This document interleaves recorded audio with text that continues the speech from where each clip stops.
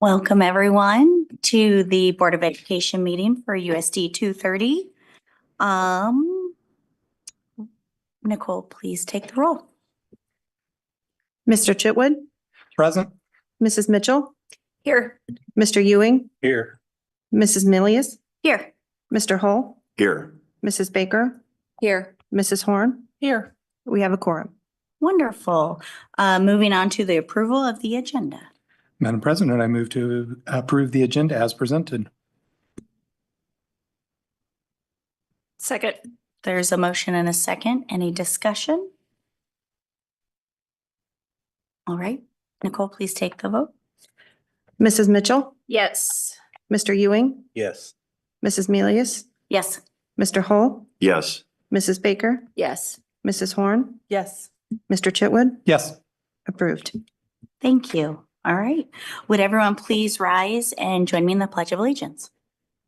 I pledge allegiance to the flag of the United States of America and to the republic for which it stands, one nation, under God, indivisible, with liberty and justice for all. Okay, moving on to the mission and vision. This is the part of the meeting where we are reminded of what our mission and vision are and to keep it at the forefront of all of our decisions. Our mission is to be a school district that engages students to learn, create, adapt, and succeed in an ever-changing world. And our vision is to maintain small town values and empower each student to achieve world-class success. Moving on to business with individuals. Any cards presented, Nicole? No cards were presented. Awesome. Thank you very much. All right, moving on to the consent agenda, which includes the approval of the consent agenda, approval of the minutes, personnel, purchase of Number Worlds materials for middle school, renewal of Make Music grades 6 through 12, a memorandum of understanding with Johnson County Community College Career Ready Partnership Program, and specialized transportation for a student. Madam President, I move to approve the consent agenda as presented and read. Second. All right, there is a motion and a second. Any discussion? Nicole, please take the vote. Mr. Ewing, Yes. Mrs. Milius, Yes. Mr. Hull, Yes. Mrs. Baker, Yes. Mrs. Horn, Yes. Mr. Chitwood, Yes. Mrs. Mitchell. Yes. Approved. Thank you. All right, moving on to good news, recognitions, and announcements. Dr. Luttrell. Yes, we have several items tonight that I want to recognize. The first one in particular that I want to recognize. If you recall, at our last meeting that we had was a morning session, and it was at one of our schools. And so I just got word that weekend and about one of our staff members that had been recognized for a very prestigious award for some work they do with our students outside of the classroom. And I had said at that time, that it was very worthy and that we would try to get that individual and do some formal recognition at a meeting where it's streamed and we get some photos and different things. So this evening, we were able to get that individual here, and that individual was a teacher from the high school, Mrs. Giselle McDonald, who has been a teacher with the district for many years, does a great job. Not only are they an instructional coach, but they also teach, at least one class in the curriculum, because they just know that that's what is needed, and they want to do everything that they can to make sure that we accomplish our mission, which is making sure that our students are prepared. Mrs. McDonald also goes above and beyond. As I said, she is our sponsor, one of the main sponsors at the high school for our Fellowship of Christian Athletes. And we have a very active chapter for that group. And if you've ever been, know a little bit about some of the activities that they do, that they organize, one of the ones that is very impressive, and it was impressive to me when I first came, is she has been a key player in helping get the Fields of Faith event that our community participates in and organized each year with their high school. She does it. So anyway, back last month in late February, Mrs. McDonald went to a Fellowship of Christian Athletes breakfast, just a regional breakfast.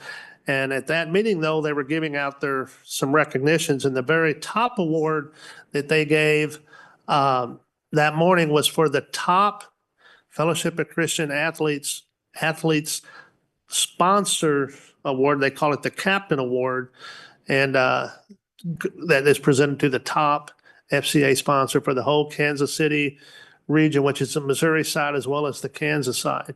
And that award went to Giselle McDonald, our own Miss McDonald. So she is here this evening, and I want her to come up, and we're going to just again formally recognize her. Get a picture. And I think that Mr. Williams said that she was prepared to also kind of give a 5-minute speech. We do appreciate all that you do, and again, we congratulate you. And our President Williams does also. It's our entire board. We're going to get a quick picture, and like I said, we hope that.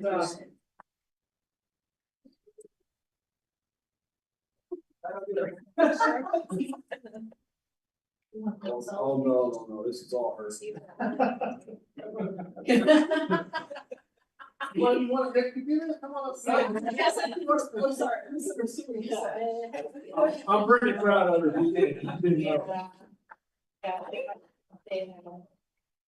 You're the one that sent me the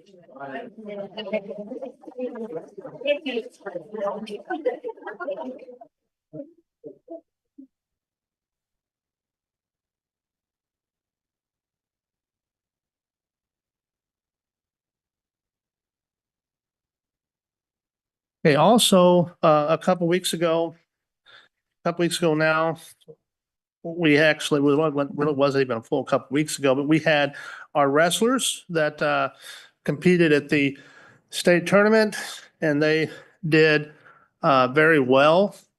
And they had been invited here this evening. And again, there's just a lot of things going on, and to get those with spring sports. And so we're still going to try to get them here, but I did want to go through and just verbally give some recognition to some of those individuals as they did deliver an impressive performance. Some of their highlights that they had, and I apologize if I don't get some of the names right, but on the boys' side, we had Avery Bartek in the 150-pound division, scored a second-place finish. Gage Wingerter in the 285-pound placed fourth in the heavyweight division. And then on the girls' side, we had Ellie Ruffin in the 135-pound category, placed second. And then we had Campbell, Murmis, that in the 145-pound category actually captured first place and became the first ever female state champion for Spring Hill High School. So again, the coaches there do a great job working with those students. All of the students, we have a lot of students who go for wrestling, both in middle school and high school.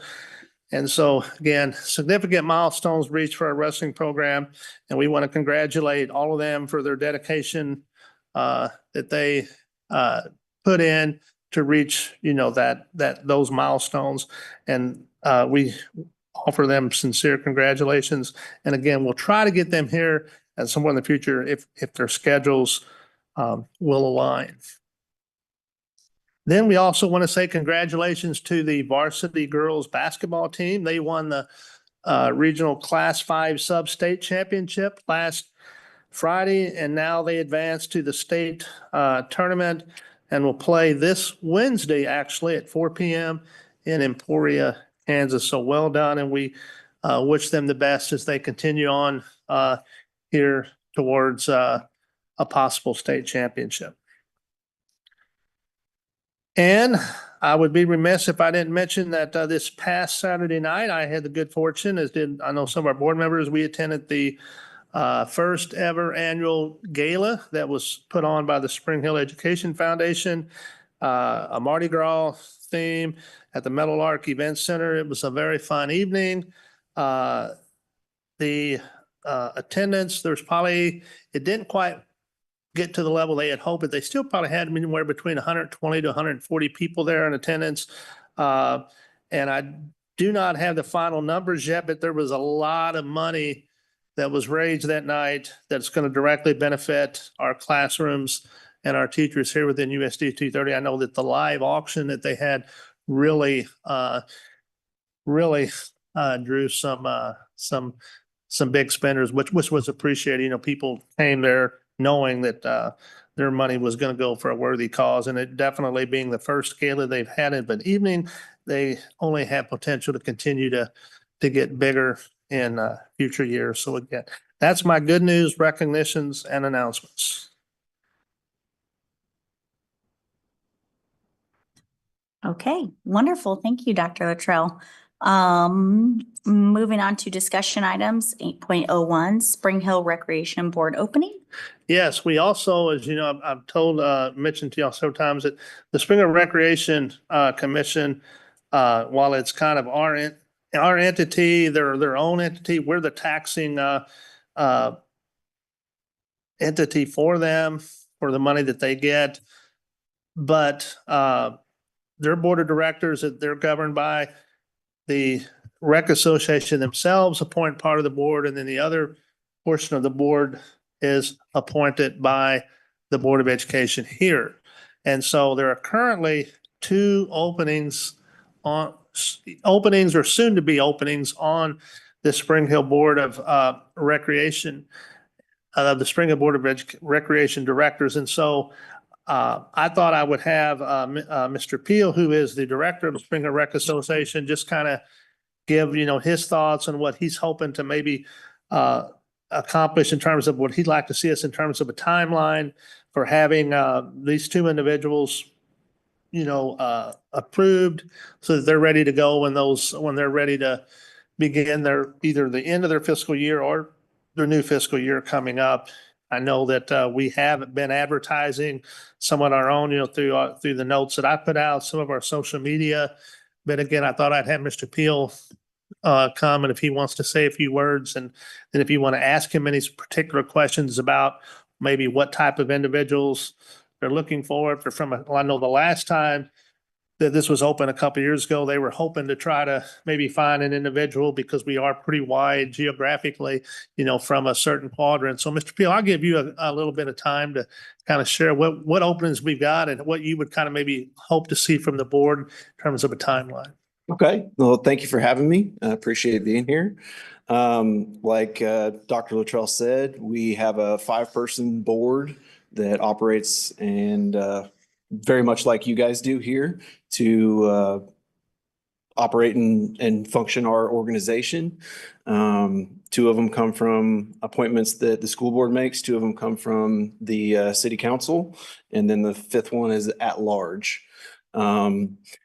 These people can come from anywhere within the district. The only rule is that they have to live within the school district boundaries.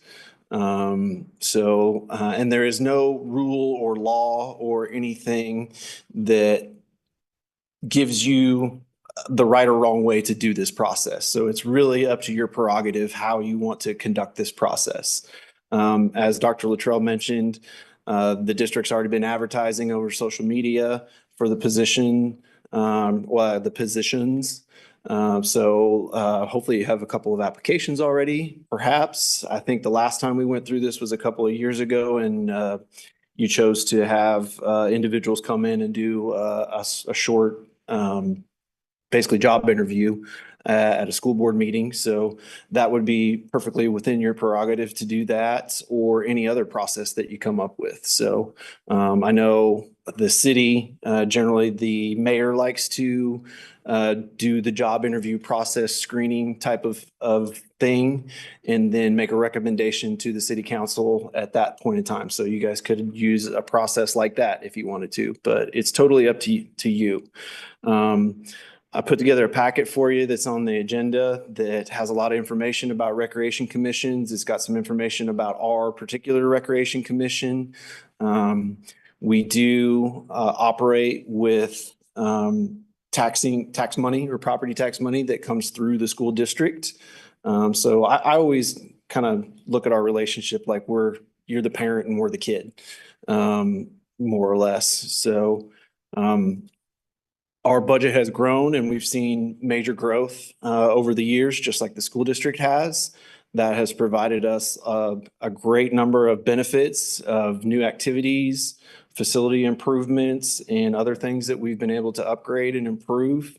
Our participation has grown steadily year after year, and all of our growth projections line up exactly with what the USD230s do. So we don't expect for that to slow down anytime soon. Our biggest challenge that we have year in and year out is facility space. It's a challenge that the school district faces all the time too. So you guys are very well aware of that. But really that is the only thing that restricts us as far as what we can do and what activities we can offer to the community. So we like to think of ourselves as very, trendy and into new and interesting topics. We try to be technologically advanced and getting into what's new and the latest and greatest. So, but we also have a very strong foundation of, youth sports. That is generally youth sports is the biggest foundation for most parks and recreation organizations. So Megan Russell was one of our previous appointees from the school board. She was an excellent board member. She just recently moved out of the district, which is why her position is vacant. And then Jared Cosberg is the second member who his term is going to be expiring in June this year. So he's got a couple more months to go, but he has served, I think in June, we'll give him 8 full years that he's been on the Recreation Commission board. Both of them were great rec board members. Megan actually got a job at Grandview Parks and Recreation while she was working for us. So she had a major Parks and Recreation connection. As far as geography, a lot of our activities take place in Spring Hill proper within the city limits because that's just where we have access to more facilities. We do branch out throughout the district with some of our activities, and we're always trying to further those and do more and more. But the bulk of our stuff is in town within city limits. So we are always looking for more representation from the other parts of the district that we don't typically have as well represented. So that is a factor that we like to at least look at when considering candidates. One of the rules that self-imposed rules that the city council has put on it is they only appoint people that live within city limits, which makes sense to me, but it's a much smaller area geographically than what our entire district is. So the school board positions are, 2 of the 3 that have the opportunity to come from outside of the city limits. So if those opportunities are there, I would encourage you to take a look at those ones. I think the one we had before Megan, Mr. Troop, Matt Troop, if you remember him, he lived up in the northern part of the district. And I think that was the time that I came and said, we're really focused on trying to get someone from that geographical location. But it's not a have to have thing, but it certainly would be a plus to incorporate a larger geographic space of our organization. So that's really all I've got for you. If you have any questions, I'd be happy to answer them. Thank you. Just so one of these positions is open right now? Yes. So Megan's last meeting was this past month in February. We meet this week, day after tomorrow. So we currently just have 4 and 1 vacant. Jared's last meeting will be in June, and then that position would be available to start in July. So I doubt you can make it by tomorrow night, and I will not expecting by tomorrow night, but our April meeting would be the earliest that we could get someone in there. If your process takes you longer than that, it's certainly not the end of the world. But I would think we'd probably be able to get somebody in there by May at the latest. So, but also schedules change. May's graduation, end of school year. It's kind of a wild time. So lots and lots of things going on. And usually we don't have multiple appointments that happen this close together, just with one term expiring and one person moving out of town at the same time. It just kind of hit where they're both going to open up near the same time. And it seemed to make sense to select two candidates through your process now and then be able to fill both spots as opposed to have to go through the process twice and double up on time and all that. So. So you still have a quorum, you can still operate? Yes, we have 4 people. We have a quorum. We can. Our quorum is 3. And when we're at 4, it makes us a little bit shorthanded, but it's just a little bit extra legwork to make sure people will be there. So. Can you help us understand this a little bit? This rec commission represents, in your taxing area is our entire school district. How does the city play into that? Compared, like, I tried to look it up and read it, but I thought that this would be a great time for your expertise to help. So generally, recreation commissions, they are uniquely specific to Kansas. So it's only happens in Kansas.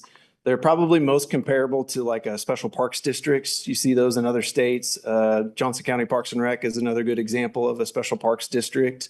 So we function a lot more like that in that we're independent and we can make our own decisions and we have our own budgeting authority, things of that nature. But we provide the same parks and recreation type services that we have or that most other organizations do. As far as how the city fits in, when you form a recreation commission, which happened for us back in 1989, the choice you have to make if you're doing a joint one, which is school district and city together, the choice you have to make, and it's really not a choice, it's whichever taxing authority is the bigger boundary or larger valuation. So that's how our budget runs through the school district and not the city. But they do have pretty equal supporting roles in making sure that the Recreation Commission can thrive and, has the resources that it needs and is functioning properly, because the board members that you appoint are essentially an extension of you guys, to come to a different organization and represent you through the activities that we provide. So. Gotcha. So, and there is, since 1989, that's never been changed. And I think part of I'm asking is that there's a demographic of our school district not being represented, but honestly, there could be the at-large position. You guys, your board, can that be anywhere in the school district? Yeah, so that one can be anywhere too. So out of the 5 positions, I would say 3 of them can come from anywhere within the school district because it's the larger box. The city limits is basically, it's not a box, but it's a smaller box within a box. Yes. So it's a more concentrated area from where those people can come from. And there's no rule that says the city couldn't appoint someone from outside of the city limits. That has just been a traditional thing that they have stuck with for many, many years. And I wouldn't see them breaking with anytime soon. So. Yeah. Has there ever been thought to, since our district covers so many areas, and we have Overland Park and we have Olathe and we have Bucyrus and Spring Hill, has there ever been a thought that to reorganize under just the school district model? There's multiple options, and some of the legislation, if you take time to pick through it and really read it in detail, there are processes for converting to like a recreation commission to a full municipal department usually within a city. They don't convert fully to school district normally, because traditionally Parks and Rec is a service that's provided through a municipality.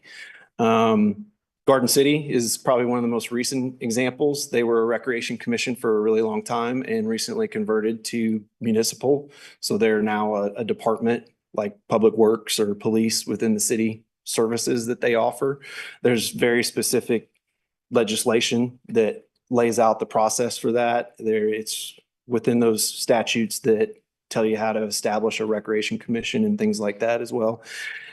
The why, that's mostly how. The why usually comes up with efficiency and trying to better serve the community.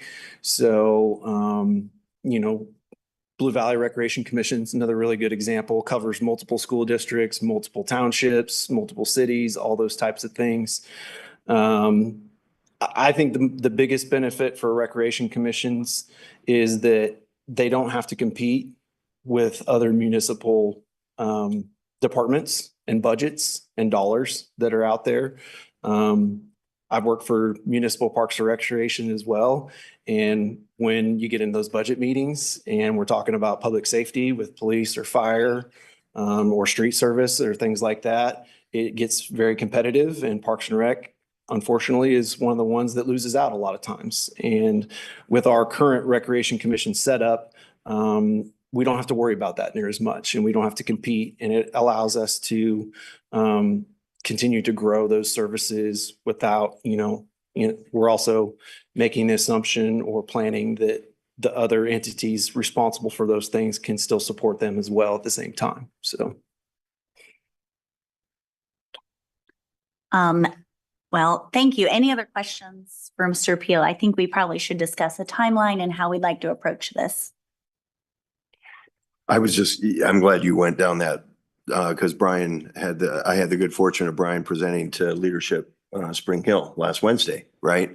And he basically described everything I was going to ask him to kind of lay out. But there was one comment you made when you were making that presentation.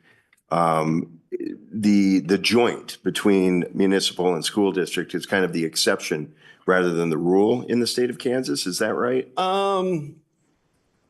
I may have misspoken that. Is it the other way around? I would Because say I may have. I would say joint is fairly common.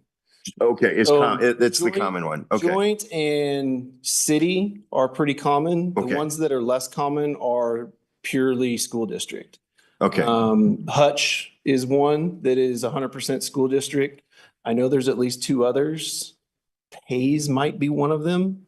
I don't recall for sure. Yeah. But I would say the vast majority of them across Kansas, if you looked at all of them, most of them are joint like us. And if it went municipal, then the governing authority and the board seats would be city limit, right? It would, if it were a municipality, Without reading all the legislation, likely so, yes. likely so, right? Yeah.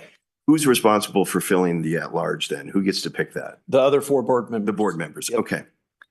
Yeah, and that's kind of one of my things, because I'm the nerd who reads the statutes, and the statutes only contemplate the idea of one city entering into an agreement with one school district, when the reality of the population of the people who are being taxed really is the city of Spring Hill, the city of Olathe, and then the rural residents of both Johnson and Miami County. And just from a representation standpoint, it really kind of, I don't know where everybody else's head is, but in mine, it's, okay, just like you're talking about, the two we appoint have to kind of represent either the rural constituents in Olathe or just Olathe, and then the rural constituents are underrepresented in a way, or could be. And so in my mind, it would, and I don't run your board, but in my mind, it's, if we get two Olathe people, we got to find a rural person. If we get one, you know what I mean? Yeah. So we get everybody represented. So I think the original concept of recreation commissions came directly for rural Kansas and small town cities that did not have a funding mechanism for, particularly municipalities that did not have a funding mechanism for parks and recreation or didn't have a department. So this was a method to start parks and recreation within your small town. Now, Spring Hill, with its geography, as things have grown and as Johnson County has gotten bigger and developed, has become a big town or a big city, and we're also situated right next to a lot of other big cities. But I think the intent behind rec commissions has always been for rural communities that are not growing or struggling to find a source of revenue to fund the types of activities that we provide. And it's just a unique challenge now with towns like us. Blue Valley went through this. Blue Valley actually has special legislation for them. I was going to say Blue Valley has a carve out and they are responsible for the entire budget. Yeah, they have their own laws too. So, Yeah. But that's just a unique situation that's happened in the Johnson County area, some in Sedgwick also, probably a little bit in Shawnee, but vast majority of recreation commissions come from small towns, and this is their best source to fund those services. Wonderful. Other questions for Mr. Peel before we totally dive into to how we'd like to manage this? Okay. Thank you. Okay, so it sounds like we have 2 spots that we need to appoint members for. I did talk to Rachel before she left about how we did it a couple years ago. I think we took applications, we did a work session and had interviews, and then appointed someone from there. Is everyone comfortable with that same approach? I think Rachel pulled up, I think she was gonna pull together what the application we used last time. And it sounds like we kind of need to get going on this so that they can continue to have a functioning board. Timeline, any thoughts on how long we should open, when and how long we should open the application? It kind of like he's talking about, it's a tough time of year. So I think it's going to be a slog getting an application. So honestly, my personal preference is later rather than sooner, because I think we're going to have to beat the bushes to find people. Maybe not. Maybe I'm wrong.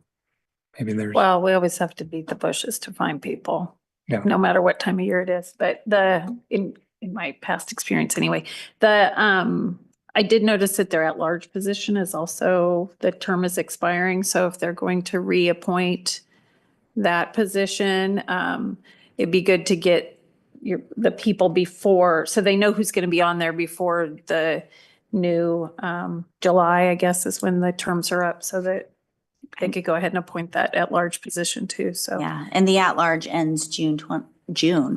So. Well, yeah. and I would presume any candidates that we don't select, we can pass on to the board for consideration. or is she eligible for another term and she's going to She is eligible for another term. She started about 6 months into a term. So we're going to go ahead and let her take another full 4 years if she chooses to.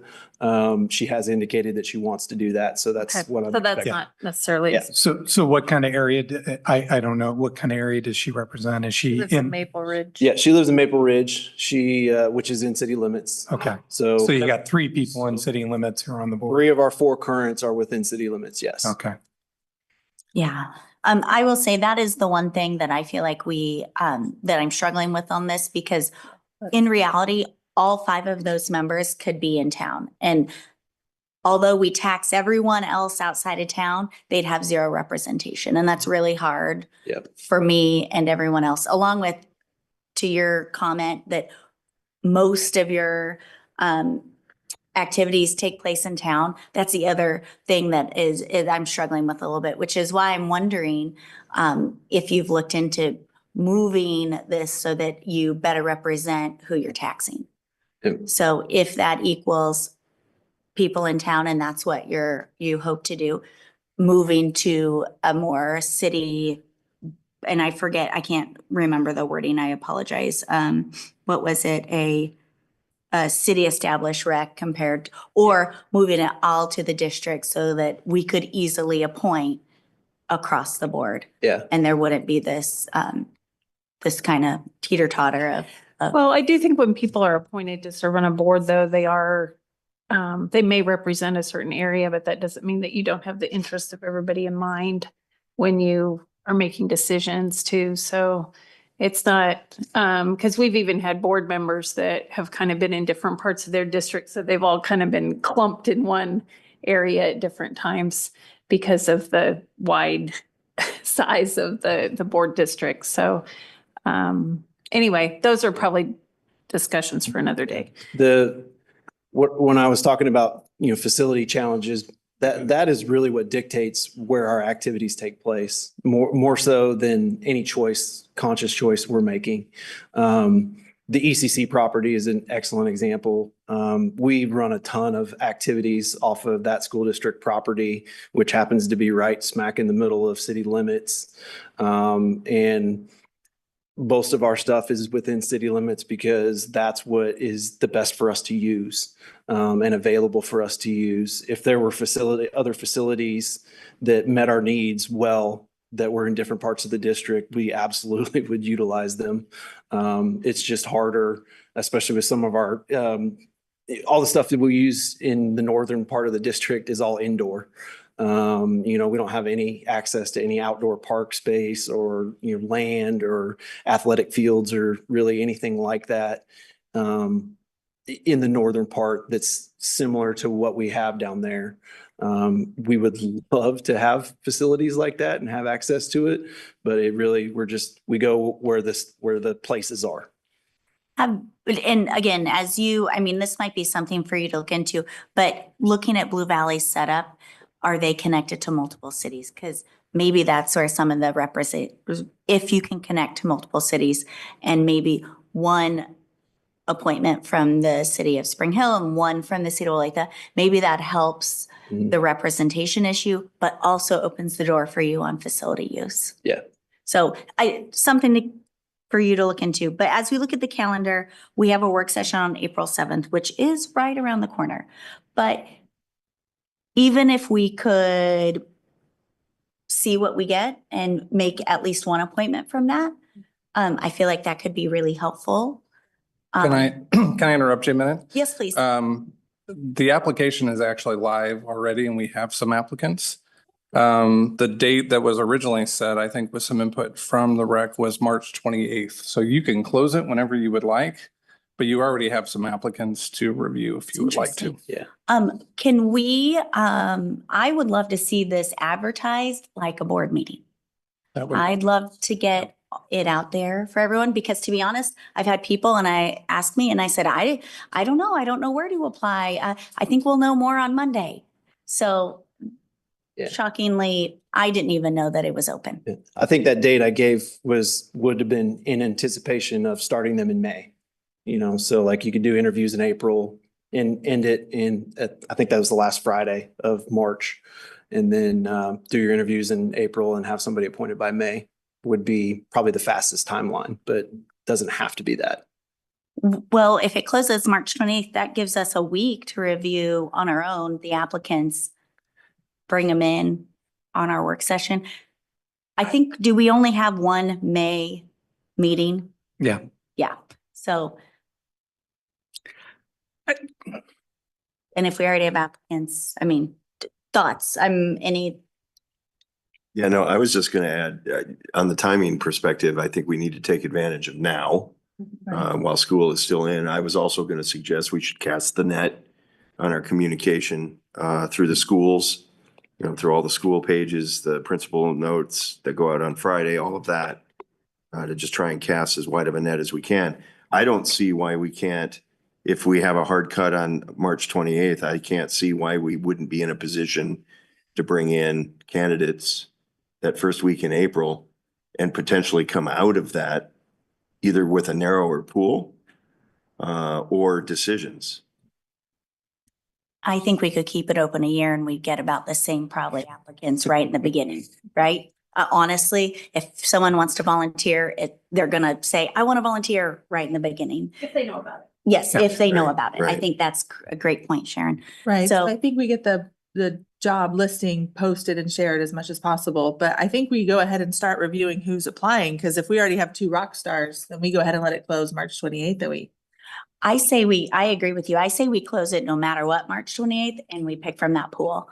And especially if we already have some, that's exciting. because maybe that's even more than we had last time. Right. So my thought is let's start getting it advertised, whatever that looks like. Is there a way that you can share the applicants right away?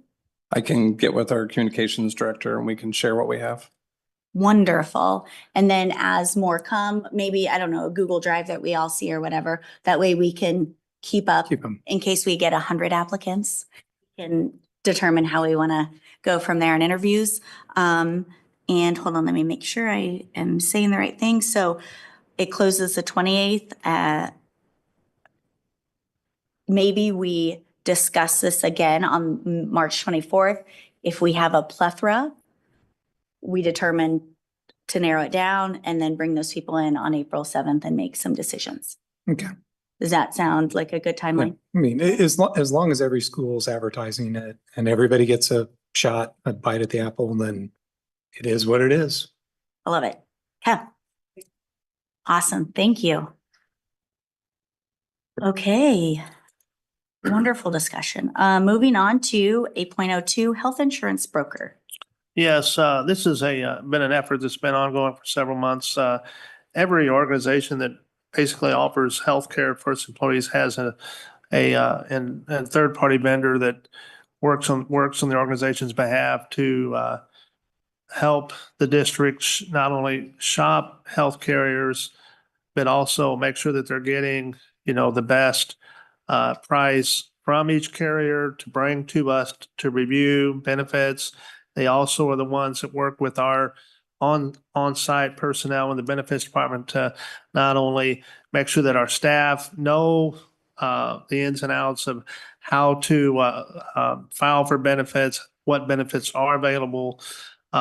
When there are questions maybe on claims that our staff can handle, they serve as the troubleshooter directly with the carrier on those. So they are a crucial person, but you really depend on them to make sure that they're going out and are really having tough conversations with the health carrier vendors like the Blue Cross, the Blue KC, the Cigna, United Healthcare, to make sure that they're going to give us the best possible pricing at with the best possible benefits. So the last time the district went out to look for broker services was in 2016. So we felt that it was time because our rates, rate, especially this past year, we felt, was definitely that we needed to do something. Plus, when we went through negotiations last spring with our Springfield Education Association, they also indicated that they felt that we should kind of maybe restart the process and make sure that all the way down at the broker level and then move through the health carrier process to make sure that when it comes to like family coverage and that we truly are making sure that they're fighting for us to get us the best benefits. So we started last fall and put together an RFP so that we distributed out to, some broker consultant vendors. There were 5 of them that we identified that received the RFP to tell us about their credentials and what they could do. Those were listed there in that presentation. There were 5 of them, and one was USI, which is a national firm. There was KSB, which is an off arm of the Kansas School Board Association. Another company was IMA. Then there was our current one, Holmes Murphy and Associates, and then there was the Lockton Group. Of those 5, there were 3 that responded with a completed RFP, and there was a committee of on-site staff, including a representative from the Board of Education, that participated in interviews, and we invited all 3 of those individuals in, answered the same series of questions, and then from there we kind of caucused and kind of decided who we kind of focused in we thought might be the best to continue providing us the services that we needed. Plus, maybe look at strategically what were some things that we need to be moving towards the next calendar year or 2 calendar years to truly maybe look at a truly self-funded program, because once you get into a self-funded format versus the cost plus that we're in now, that's when you truly can really start, realizing some savings and get some more possible lower costs and high coverage type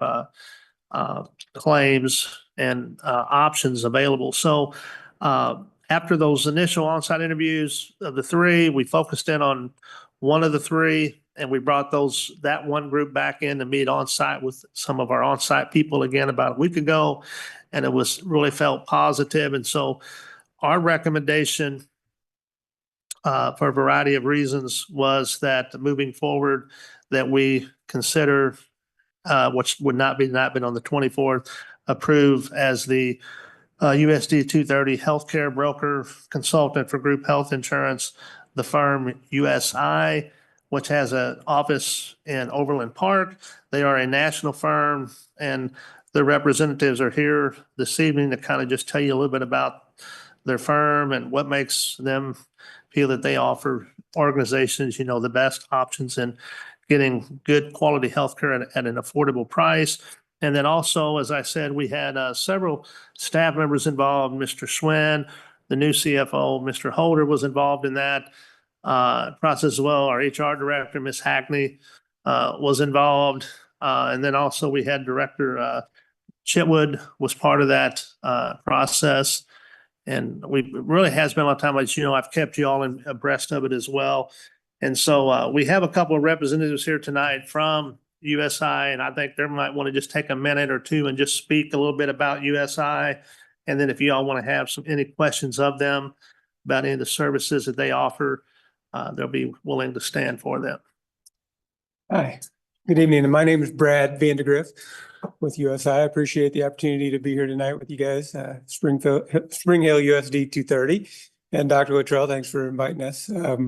We've had the pleasure of meeting with several of you, and Kara, Vincent, and I had the opportunity to come out this evening. We were honored to be selected. We feel like we have a great model that will serve your district well. USI stands for Understand, Service, and Innovate. I get that question all the time. What's USI stand for? So try to answer that. But really, what makes our delivery special, I believe, is that although we're a large national firm, we have a local presence and 200 of the largest markets throughout the United States.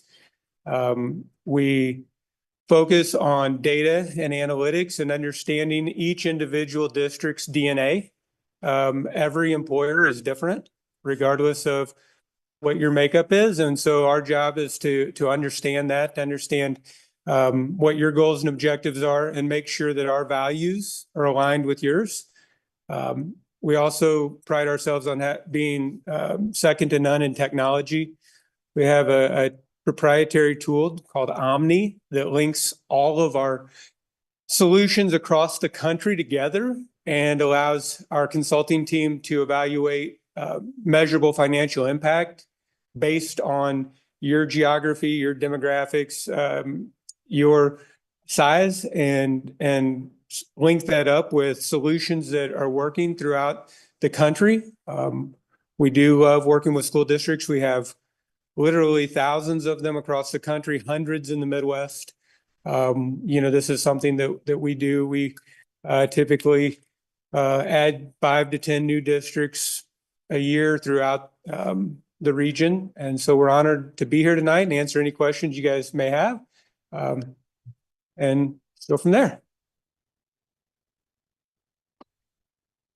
Thank you. Any questions? Any thoughts? I don't have any questions, but since I was the board member who sat on there, I thought maybe I'd share some thoughts, of the companies that came in. USI really stood out in how forthright they were in their assessment of our offerings and paths forward and what the reality will look like. And I really appreciated that. And I think that's what's going to make them a good partner moving forward. They face the realities of our situation. By the way, the reality is you can get insured as a school district by any insurance provider you want, as long as it's Blue KC, because they'll buy the business. And they they had some ideas to bring us forward and help us get a handle on providing good services to our staff. And I think Mr. Holder and they will bring us something forward in the future to do some good for our people. And that's really what stood out for me. Thanks, Sean. Anything else? Okay, well, wonderful. Well, thank you for joining us tonight. Thanks for having us. We appreciate the opportunity. Thank you. Thank you. Okay, moving on to one of my favorite topics every year, RSP enrollment analysis. Yes, needs no introduction. Mr. Rob Schwartz from RSP Projections, who has worked for the district as a consultant for many years, has been very accurate in terms of helping us manage our growth and see we're not only where we're at, but where we're going to be. And so he's here this evening to kind of tell us the latest story as to what the data is saying. So Rob, I'll turn it over to you. Good evening. With those words, I'll come back every month. I mean, I love the encouragement. You guys have received this report in your board docs. So there's like 75 some pages. I will not 80, there you go, 80 pages. I will not go over all 80. Again, the way that we've designed this report is for those of you that like to get into some of the weeds, to know some of the specifics, please go to the appendix, look at those items. They're important to understand what's happening with growth. There's lots of things, little nuggets throughout this presentation. My goal this evening is to talk about each one of these 4 parts, not the appendix, to give you some perspective of what we're seeing with some of the analytics. So what is the data telling us? So on this page here for the executive summary is the first page you need to go to. What's happening? We're still going to grow. One of the cool things when I compare last year's year 10 projections to what we thought would happen for what would be year 9, we're still within 1 student of last year's year 10. So we're still moving in the direction that we've been talking to you guys about not only last year, but years past. It's just a little bit different. And there's some things I'm going to talk about with you this evening that we want to watch, right? We're all very much aware of some of the changing things at the federal level. What are some of the impacts going to be as we have impacts of the hurricane, the fires with supply and getting lumber, all those different things, tariffs, all those things are concerns that we all should have. And how is that going to impact what we think moving forward? So that gets into our enrollment and developments. Capacity, we know we're going to be needing some more capacity. So when I get to the part of the projections, we'll dig into that. So there's been some good things that we've done with the cost of our buildings and building them when we've built them. Right now, we have some space in those buildings. We're going to fill it up. So I don't want you to be thinking back in the past and saying, gosh, what did we do? Why did we do this? I'm pretty sure that the buildings that you guys built, if you remember, I think a couple of you remember where we were short on space and we were behind the 8 ball to try to get these spaces built. A little bit different. We can plan for things a little bit better as we go over the next 5 years. Other things that are in this forecast are in those last bottom parts about development with residential activity. And I'll showcase a few of the things. Again, the appendix goes into a lot more details there. So a little bit about enrollment. Remember geography, we have to know where your district is. That's the purple line. Here we start with the cities. So really cool to hear the park rec type situation of, hey, we have different cities here, right? And they all need to be represented. And you see that here on this map. Further, our elementary boundaries, so our 5 elementary boundaries or 6 elementary boundaries. How does this coincide with where kids are, right? Geography. And then our 3 middle school boundaries. And then how does this all start to feed together? On this page, we show the breaks or the splits with Timber Sage and Wolf Creek, the percentage that are going to each of those middle schools. Again, this starts to get into where kids are, where the capacity is, how do they line up? Ideally, we would have a complete feeder. Doesn't work so well yet with the number of buildings, students, and capacity.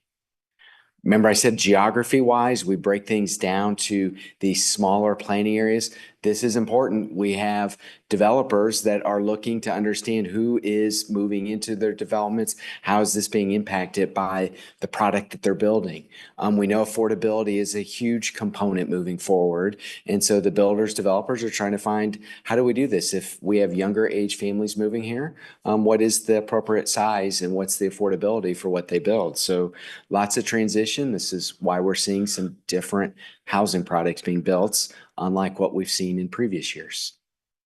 All of the data that we look at, whether it's county data, city data, census data, the school district data, all of it's tied back into this statistical forecast model. Statistics, regression, trying to understand what happens in the future.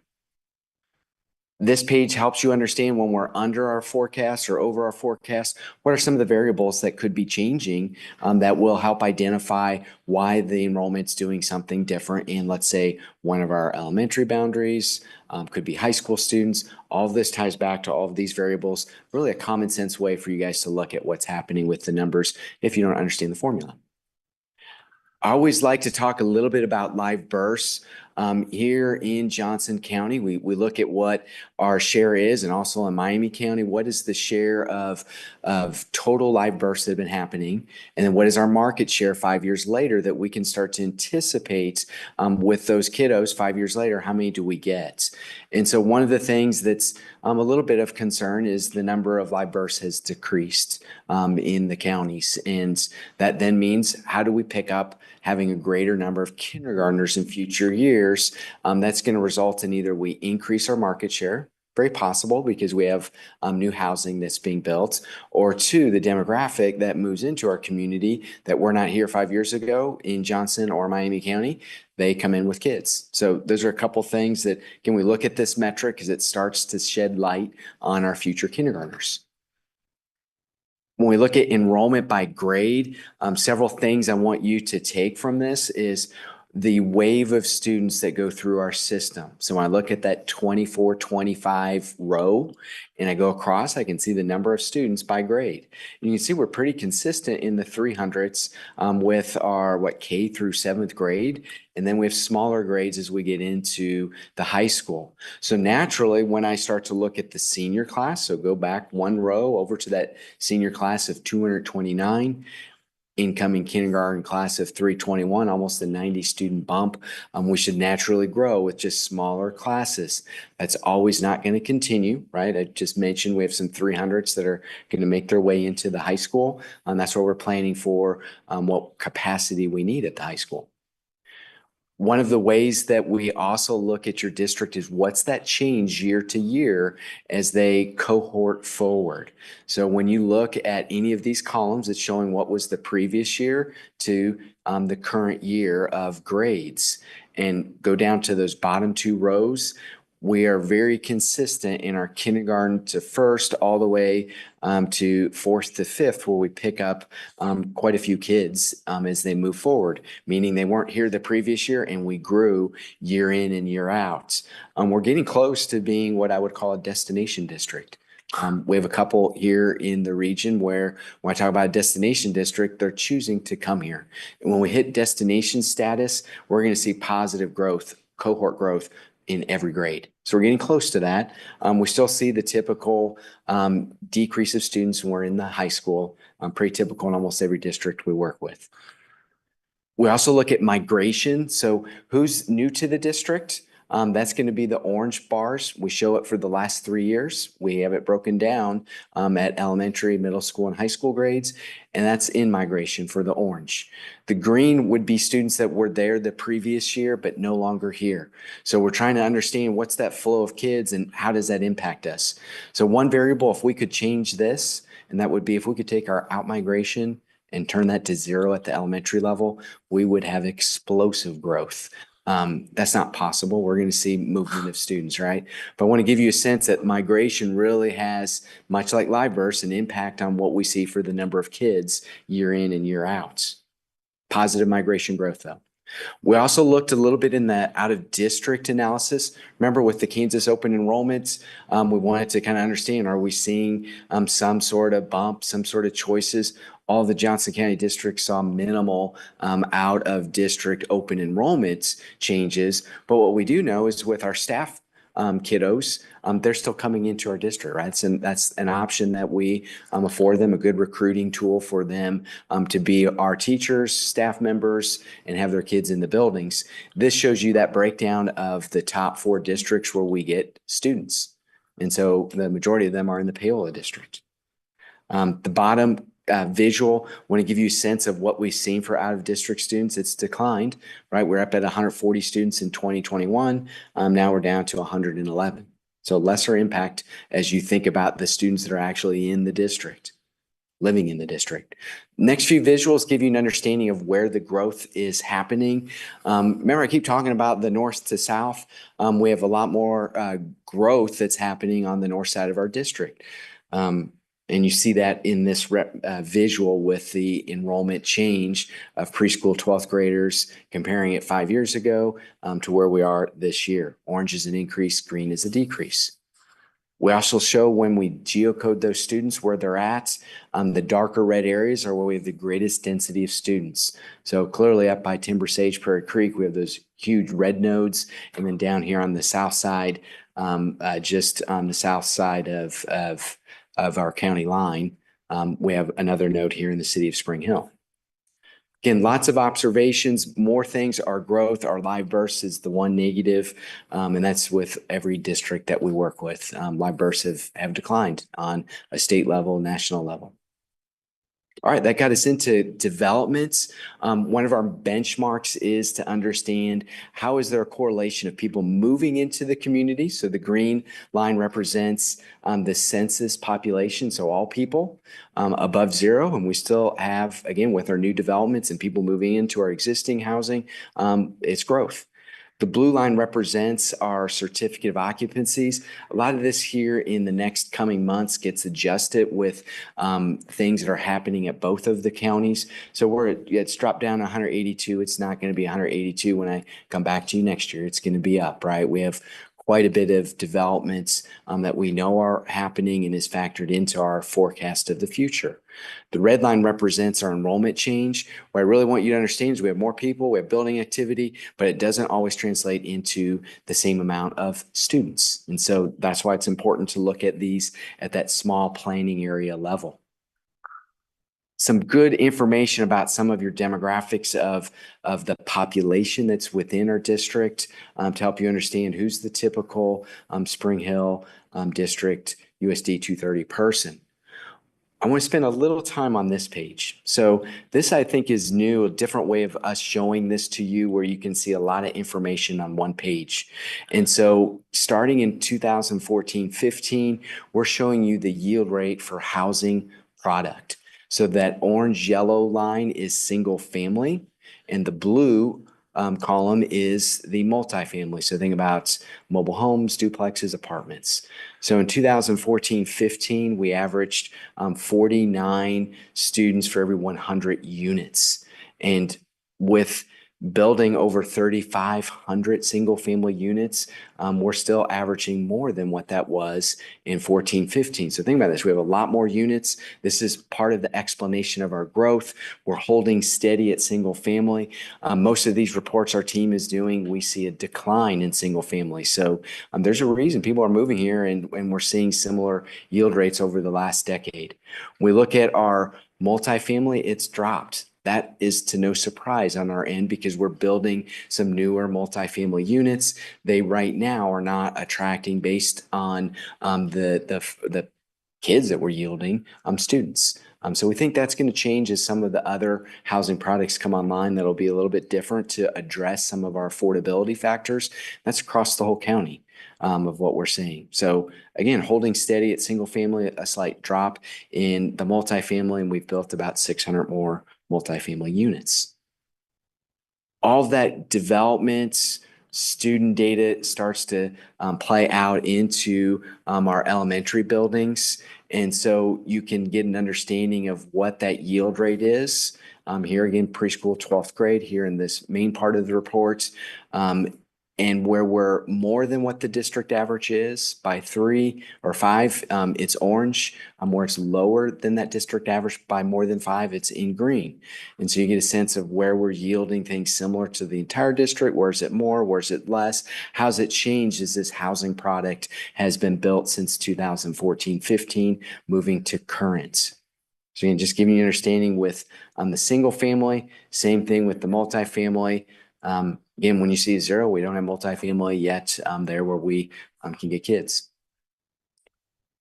Then we pulled out the development so you can see it with each of our 5 attendance zones. Where do we have the greatest single family yield rate is in Prairie Creek. Well, guess what? They have nothing but single family.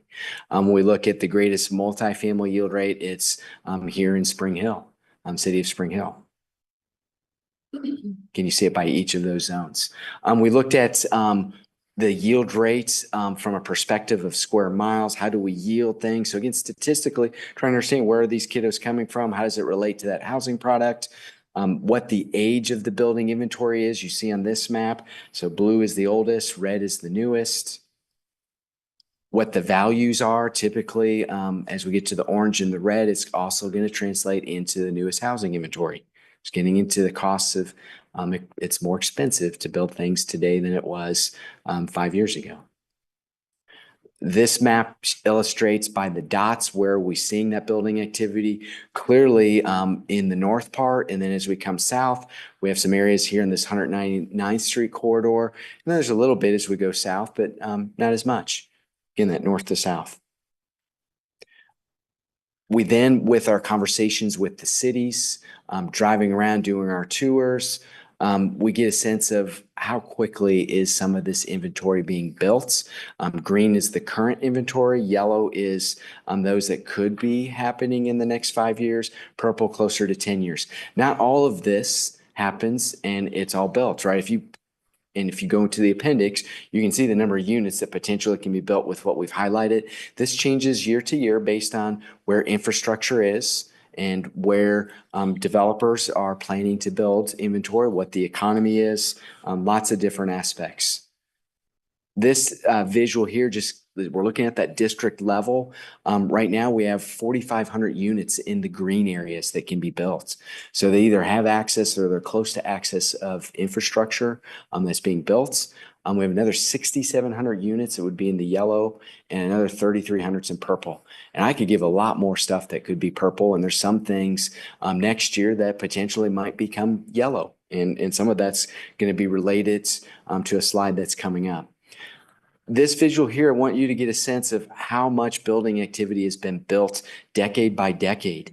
And when you look at the current, really 3 years of data that we have, where we've built almost 2,100 units from 2000 to 2024. The previous decade, we built 2,500 units. We're going to blow that away, right? But there's just, even if things just slow down and they're just half as fast as they've been the last few years, we're going to blow out 2,500 units in this current decade. This regional project is something new, and this is why I'm saying there could be some changes with infrastructure. So we're very much keen on really one of the city of Spring Hill expansions there on 223rd Street with the force mains. I do want to bring to your attention that when force mains, I'm like, great, we'll have some sewer. If you guys remember, Nottington Creek is one of our force mains up here on the north side on 175th Street. It took a while for that area to get built. We also have a closed system, right? There's only a certain number of homes that can be in those force mains. So we're watching this. There's going to be some things that are tied to costs that may make potentially some of those lots, maybe they could be less expensive. And so do we see some development that happens in that area? Right now, that's why when you go down to that 223rd Street corridor, we've yet to highlight something that would be yellow-purple. We're waiting to see and actually have information that starts to process at the time of this report to say, we're going to see something there. We always are following all the new roads of what's happening, because that opens up a greater connectivity to other places to get to employments. So we've listed some other things with Walmart and Coca-Cola, some really cool things. Obviously, the Panasonic plant When we look at inventory, will people move out to this area for some of that? Because there's not as much housing when you get into USD 232. And we know that because we do their work as well. We always highlight like your bond project. Again, some really cool things that when I start talking about the projections, you're going to see that we're moving along in a good pace to identify how capacity is in place for the student experience to be successful and not have spaces where we're running into shortage of what that experience could be. So again, more positives of what we're seeing for growth. Again, one of our negatives is some of the things that might be related to what's happening with some of the interest rates, supply chain, those type of things are impacting us all. And so it's more than just the price of eggs, right? Although that's all you'd hear about in the news. We look at some of the comparables of how we look at your growth. This visual helps you see what I was telling you earlier about a smaller senior class, which is the blue column, and then the red column is our incoming kindergarten classes. And so that those bars are larger, higher than the blue, should mean we have more kids just with them transitioning through. That bottom visual is to give you an understanding of how we've been increasing by grade the number of students that are at each of the grade bands of elementary, middle school, and high school. And you can see some years where as elementary has been stable, as they move into the middle school, if you look past that black bar, we start to get really close to the class sizes until all of a sudden the development as it starts to pick up. In other areas, we have more elementary kids as we start to move out to that 29-30 year. Another visual for you guys to look at as we get into the projections. This is the one that I want you as you look at the bond projects that you have. Not to say, hey, Rob said we're good with bond projects. This is a perfect thing, but you can use some of this data to help illustrate to the community, why in the world are we doing this? We don't maybe feel something right now, but how do we stay ahead? And that's something your board has gotten to be known over the nearly 15 years I've been working with you guys. So you see on this visual, the red is the elementary grades, the blue is the middle school, the green is the high school, and then the purple line represents the total aggregate of all three of those elements. And so when we get to 90%, you see a circle that's a hollow circle. So at the high school, we start to see that right off, right? This current year, because the first black bar to the left of it is our current situation. We're within 90% of what the capacity is given for your building. And then by 26, 27, we're over 100% of what that capacity is. That's if we don't do anything, right? So think about this, no bond, this is where we're at. When we get to the elementary, as we get out to 29, 30, you can see that we're within the 90% of the capacity. And then as we get out to year 9 and 10, we're over 100% of that capacity. I would be astray if I told you, hey, you can wait till it's 100% to add your capacity. That would be a mistake. When we're at 100%, that doesn't allow us the flexibility of the way programming takes place in those buildings. So this is why we've alerted it when you get to 90%. We may have some buildings that will exceed 100% of the capacity in this time period. So there'll be strategies, not this year, where we have to start to look at how do we start shifting some of the boundaries to be able to make do with the number of students and where capacity is or it is not. So you can use this tool to help you understand that. Here is a visual when we look at the by grade projections over the next 10 years.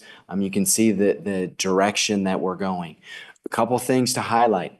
Preschool, pre-K or early learners, that's going to be tied to funding. That's going to be tied to space. That's going to be tied to your resources on being able to provide what that programming is. So we could get much more higher than 150 if we have some of those things that allow us.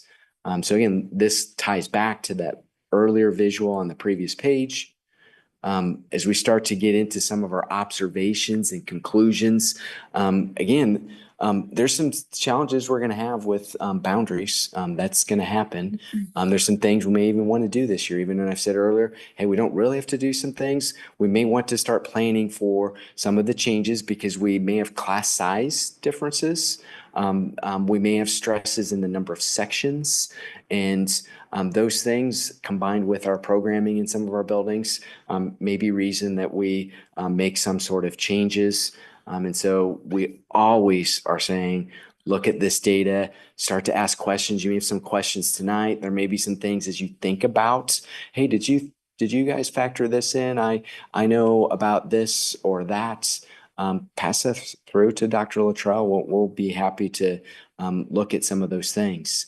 Some of our conclusions are, again, to highlight when we, let's say, don't have as number of housing permits this year. That's going to impact where we go, not only next year, but the 10-year forecast. This is why you guys have been committed to looking at this data and understanding how it's changing year to year. So we give you that breakdown again. Green, if we're not going to hit our projections, that red is if we're, or orange, if we're going to exceed it. We mentioned some of the capacity challenges at the high school. I think you got a plan how you're going to address that. Timber Sage, we can adjust some boundaries to accommodate that. And look through some of these just to make sure I'm on track. Yep, all that is there. As we look at this page, another visual. I give you all these like really cool visuals to understand. If you want to look at charts, look at charts. If you want to look at some of these infographics where we've started to put things in where we're like, with the elementary, hey, we've said that elementary 6 is at 3132 decision if you don't have a bond. If you have a decision point with a bond, how does that start to impact why you would make a decision now versus delaying it? You see in middle school, we're solid, right? So good capacity there as we look out over the next 10 years. High school, you can see what that impact is. I've already mentioned where we exceed 100%. So this is a visual we've been updating year in, year out to help you guys understand how you communicate to the public. So again, last steps. I think this is my last slide. Unless you guys want to go to the appendix, go overtime. I don't mind that. Continue to review and update this information. Have this at hand when you're out talking about these bonds. Say, hey, look, this is where we're going. We have a track record of a professional looking at this and saying, here's what's going to happen in the district. Integrate this into that bond planning, right? And then communicate this to the general public, refer them to this meeting so they can hear what I'm saying as the owner of RSP. With that, I yield back to you all. If you have some questions, comments, be happy to dig into those. Well, thank you. This honestly is always one of my favorite. I'm a data person, so it's one of my favorite days of the year. Questions? I'll kick us off. Thanks for coming in. I know. One of the things that you kind of talked about was the potential for seeing accelerated growth as we become a destination school. And, I think when the voters pass our upcoming bond and that new space gets added on to the high school, I know these folks, I know staff has got some pretty exciting stuff planned. And so the question in that is, as we grow in those CTE and other capacities grow at the high school, kind of in your experience, what knock-on impact is that going to have to our growth trend and those future projections as when we go from being kind of a destination to the absolute destination, kind of what's your forward-looking thoughts? Yeah, I think the key thing is what you're providing is pathways that are as good or potentially better than what we see with some of our neighboring districts. And so with those pathways, it allows us to keep kids that are in our boundaries, but then also accelerate people's interest with housing product. That in concert with having different housing values or different housing products will keep us where we provide opportunities across a whole wide spectrum of household needs. So I think part of what I heard you saying there is that this will help with retention, not just attraction. So that outflow number, and that kind of is kind of my second thing is there a trend in those outflows by attendance area, or is that pretty constantly unconstant, if that makes sense? Basically, I'm asking, is there an area where we're flowing out students that we need to be focusing on more? And I'm going to go to an appendix. I think there's some pages in the appendix that will start to help us understand specifically what you're saying. So I start with intra-district, so the movement of students that may be related to programs or households. So what's happening building by building. And that's always a good way to see what's happening intra. And we show that at as well the middle school. I want to get past some of this.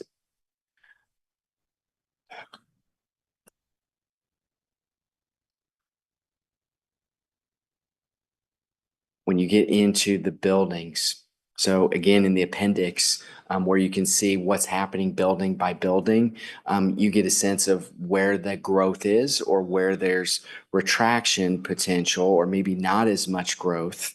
There's another analysis that we can put together that I don't think is in here. Where we can look at that migration. So I showed it by the bands. We can show you what it is by building. And so I know we've looked at it just as not in this analysis. I'll send that to Dr. Luttrell and he can provide that to you and you'll get a sense of that snapshot of where is the leakage out, which building is more likely to see that, and then how does that correspond with where we have more inflow that's in the aggregate of those totals. That'd be perfect. Thank you. I think I'm good. I only had a couple. No, that's okay. I had a quick question with the regreening. I always think that's really interesting with the kind of the older parts. Isn't that what you call it with the older parts of town when they start kind of flipping over to new young, the houses come up for sale? Are you seeing any trends where people like those that are more rental properties, like going to a short-term rental, and so they're taking those units out of circulation in the single-family market? So less home ownership is the question. So we would rely on some of our census data, and I don't think there was anything when our team was looking at the general characteristics of the health of your housing market that stood out that we have inventory that's less achievable, whether it's rent or home ownership. Some of that that we also look at is what the data that we get from Johnson and Miami County of ownership, like naming. And so we haven't seen anything that would get to the typical like BlackRock and all of these different things. I haven't seen anything in this district that would indicate that we're seeing some, let's say, national company come in and swoop in and take product off the market. Now, that doesn't mean that there's people that aren't looking at opportunities, kind of like flipping, where, hey, I can buy a house and I'll rent it out and do different things. So nothing off the surface that jumps out. Kind of in conjunction with that too, like where the people are just doing like an Airbnb or something like that instead of putting it as a actual housing for people. Are you seeing that as being a big trend or? I'm not in this district. Usually it's going to be, if it's not a destination for, let's say, a resort or lake property, it might be tied to some things that we're anticipating closer to Panasonic, like some of the multifamily that's being built in and around that area. They're focusing on some of the things that you're talking about that, hey, we know there's going to be a certain need for persons that are going to be in that plant. And so they're trying to adapt that based on what Panasonic is telling them. But that's like the closer you are to that node, we're seeing that. I don't see that here. Gotcha. Thanks. Okay, I have a few questions. First, we hear the destination district a lot when we're hiring teachers and staff. But what characteristics would you say means a destination district for students, which is what we're looking at? What does that mean for us? Like, how do you get that? Yeah, so the first is just with numbers itself, right? So when we see positive growth, that cohort growth year to year, and you see that across all grades, that means people are saying, I want to be in this community. That's the first aspect. The second thing gets into what I would say are indirect variables that when we're looking at the pathways that students have. So when we talk about CTE, and let's say how honor status of students, what are we seeing for national merit, those type of things start to create this interest in the district, because if I move here, my kids are going to have access to some means, some pathways to get to whatever that next level is. That next level isn't always college. It could be some of these pathways that you get in CTE, whether it's in some of these automotive, mechanical stuff, right? All of those different things that you're putting into the CTE. So when we start to see those things match up, then we have the ability to say, hey, destination district. And you utilize our curriculum to run your numbers then? We look at what those opportunities are for students. So when you're running your bond referendum, you've indicated there's some things you want to enhance in what that opportunity is for students. And so when you build those things on, to John's point, all of a sudden now we have the ability to maintain, but then also start to attract. And some of that attraction is we're a smaller district than what you see with some of the other neighboring districts, and that also will bring things in. But then we reach a point of you get too large and you're no longer seen as that small district, right?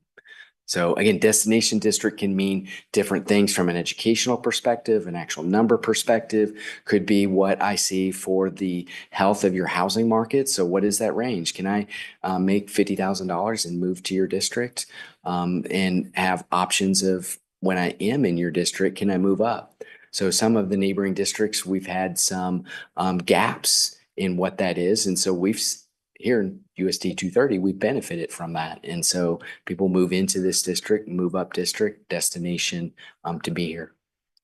Okay.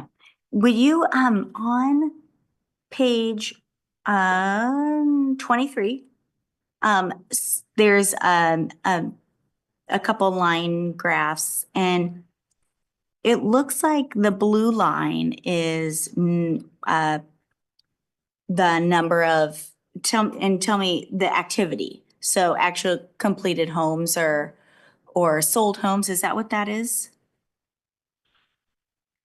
I can't see the page. Oh, sorry, that's okay. Page 23. Whoever's running. I'm actually running. I don't see the page numbers on here. That's okay. Yeah. There you go, right there. Yeah. All right, so this is looking at actual data that we've received from both counties. So that blue line where it drops down, this is the one I'm saying, when this gets all run through the process at both of the counties where they adjust things based on, hey, we have these building permits. So we look at two things. Here I'm focusing on certificate of occupancies, and we also know there's building permits. So how long does it take to build a house? Could range based on the cost of that house. So the blue line represents the certificate of occupancies. That's when people can actually move into the units. This gets adjusted as we move into really kind of the April, May. And so as we look in arrears to how the counties report this, that blue number for this last year of 182 is going to go up. And it happens every year when we look at the previous year and then when it gets adjusted with the next year. And the beauty of what we've done is we know that there's units that have been started. And so we have that information. We're tracking that so that as those units do get their COs, we can factor in, will they have kids and will they be elementary, middle school, or high schoolers? So in the next, because you have these labeled by school years, so in the next 3 months, we should see that increase by, I mean, because it is currently at the lowest it's ever been in 10 years. But you're saying it's only because we only have 9 months of data and not 12 months? It's more the reporting mechanism at the county. Like once we get the COs in and they've approved them, there's like a delay. And so we see this every year. So if you went back to all of our reports, the current year that we're reporting to you, when I come back next year, it's not going to be 182. It'll probably be closer to 450. Okay. Yeah, That's alarming without that, knowing that's partial data. correct. Incomplete data is the way I would probably suggest it. And then our enrollment, so the red line on here as well, it's also, is it because it's partial data as well? Because it's not, I mean, it even decreased from last year. Now, that's actual complete data. That's looking at last year's student data to this year's student data. So it's above zero. Here, we've grew by 155 kids. The previous year, 172. Then you can see 99. Nice, strong growth that ties back to the previous slides of cohort change, the small kindergarten or small senior class, larger incoming kindergarten class. Perfect. Absolutely. Okay. And so you don't see, some of this is just having the data all kind of right there, like what the potential is, what our population changes, all of that, that the population still is increasing, but not at, it kind of stagnant from year to year, the green line. I just want to make sure that none of this seems alarming, because what we see here doesn't necessarily match your projections where you see us going up. I'd say it actually matches it very well. So it's not that you're stagnant on your population growth. Look, we're growing by almost 600 people every year that are moving into the district. And so two things that will start to really impact us is we will see in some of the areas where it's an older population, there'll be what I call a regreening. So I think someone mentioned like, hey, what's going on with some of these older areas? Well, when you look at the planning areas, it's not always going to decrease and it's not always going to increase. There's this, what I would call subdivision life cycle. And so as people move in, their kids go through our system and then they reach a point, hey, I'm ready to move to something else. Like my grandkids are now somewhere else. So I'm moving out of here, right? And so that's part of our modeling to say there's not only the new product, but the existing product. Yeah. And Sharon, you had brought that up as well. Okay. Thank you. Any other questions? What else? I just had one more question because I've been hearing about just different, and you've probably been hearing about this too, but the effects of some of these possible tariffs, and what would be the commodity that you would look at that might be really increasing in cost? I know steel, but that's not really a single family home kind of. To me, it's with Canada, they give us a lot of lumber, right? So the lumber. Lumber's a big thing. And then what happens with the tariffs, right? So there's this, it's like one view, right? We have a tariff and then it costs more to bring that in. But does that then open up where, let's say we do more foresting here with something that we have in our country? So those are the things we have to watch. Right now, we're hearing about the tariffs, but does that change some things? Is it a positive? Is it a negative? I think that's why we got to keep watching some of these economic factors so that we can ourselves discern what that impact is. Because quite honestly, the thing that I think is up until we know what this tariff is we literally are going to be building a brand new city in California, right? With those fires. So what happens with, if let's say there is no tariffs, what does that mean of movement of resources to do those things? Then let's go over into like Kentucky with what happened with the hurricanes, and we have all that stuff there that's happening, right? So we have these things year in and year out. So we just got to keep watching them to know what does it do to affordability? What does it do to the number of units that can be built?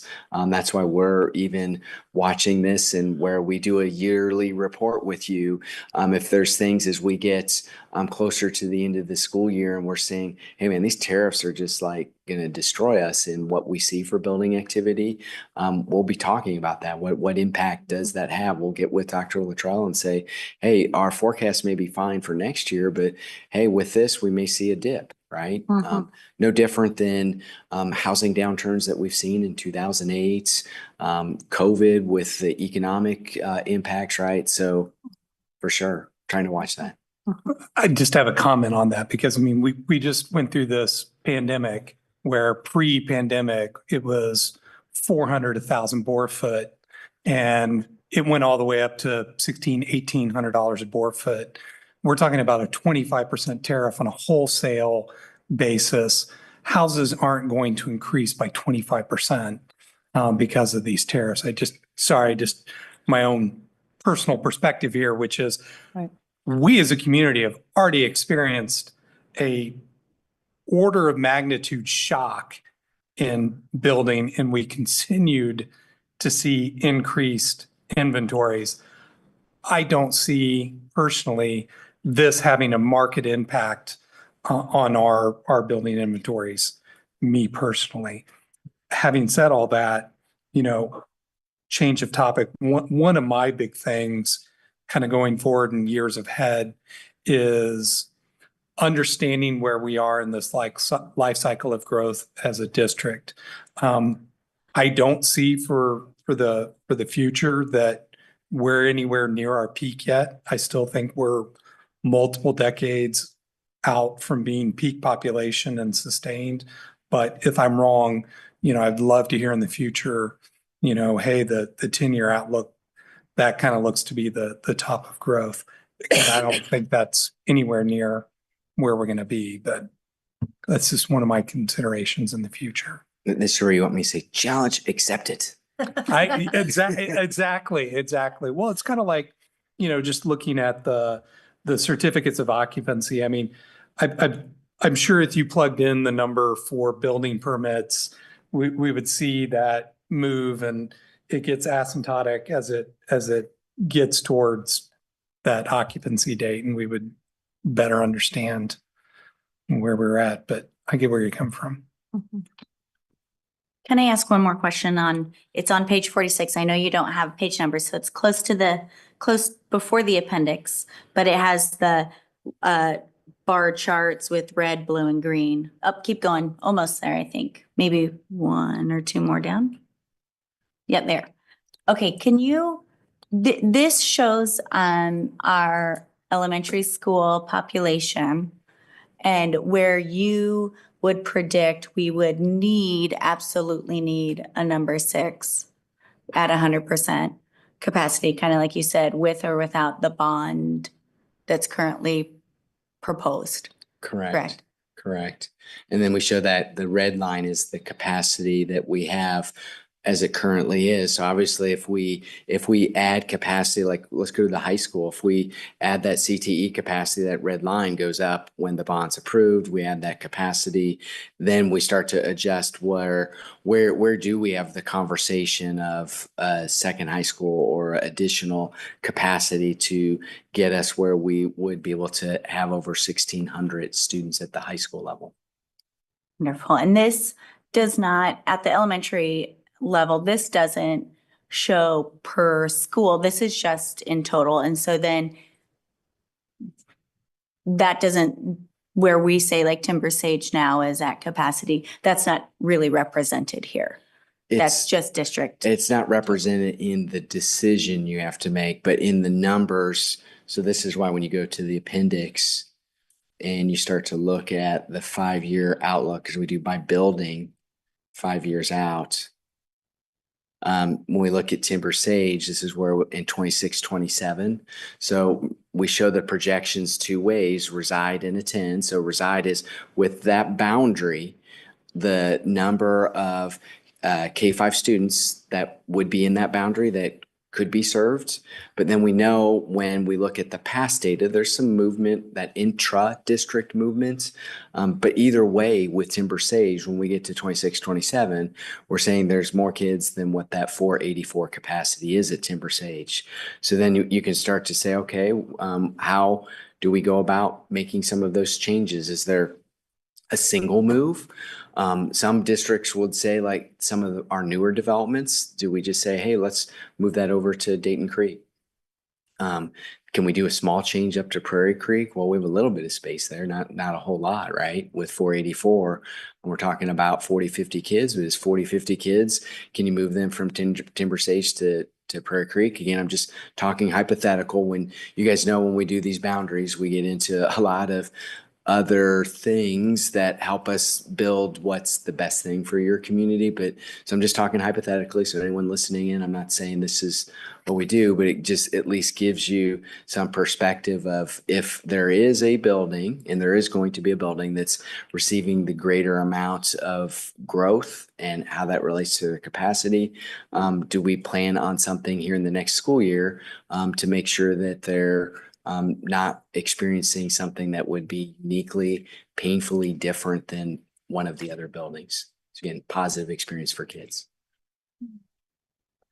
Thank you. Yeah, and I would argue on that point too, if you start messing with boundaries, I mean, they can be incredibly disruptive.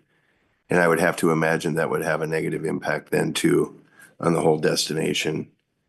It could negatively impact the people that are coming to this district if it's known to be changing, moving boundaries for schools. I mean, that's just my personal opinion on it. I'm not a big fan of moving people around. Agree. Let me point this just so when people listen in on this. So those that are actually impacted by the boundary, they for sure are going to have every single thing that I believe you said. But if I'm moving into the district and I see that you have a plan that's addressing how you're going to accommodate growth, that may continue for them to say, hey, they know what they're doing and they got a plan, and this is what's happening with their bond. They know this building's going to get full, and they're already trying to make some adjustments so they can minimize the pain that when I make my investments in Timber Sage, I know that you're going to be doing something because I want the experience for my students to be positive. So that'd be the only thing I would change to that. Not to be a contrarian, but more just what I see with the experiences we've had with you. There's a difference of if I'm experiencing this, and then when the community sees that you have a plan of how to address this, they may not like it, but they say, hey, this is good for what my students are going to experience. This page that we're on right now, is there a way that we can get this, a page like this with what we would provide with the bond? With the enrollments changed and stuff? Yeah, I think we could add another column that would be what the capacity change is for those buildings as it relates to the bond, for sure. That'd be a good visual to put out to people to see how this fits from the district perspective, and then what it means by buildings, for Yeah, sure. I think that'd be great, but I don't know if anybody else wants that, but. I know, I think that, I mean, it's a good numbers visual to say, hey, this is where we currently are, and this is where our capacity numbers would be with the pass of the bond and the additions to each of the elementaries. And maybe add the high school on there as well and what that looks like That's fair. for the number of people like me that like to see it in the numbers. So. You bet. So I hear we'll do that in out migration by building. And then we will add, when the district gives us what the capacity changes are for these projects, we'll add that column, update this, and rock and roll for you guys. Awesome. Thank you, sir. Any other comments? We appreciate your time today. This has been very helpful. You bet. Thank you, guys. Thank you. Yeah, I do say thank you, Rob. Like I said, I will reiterate that Rob is very, very responsive, and there are times that, myself and in the past, Mr. Meek, Tim has worked closely with me last spring, and anytime we have asked, hey, could you get us this report or whatever, he's very quick within 24 to 48 hours the max to get it to us. And I've always found his explanations very, very insightful and really helped guide me, as well as I think those of you that have been on the board has helped guide the district for many years to help us, what I think has done a really good job of managing our growth up to this point. Wonderful. All right. Well, we are going to take a 5-minute break and we'll be back at 7:49.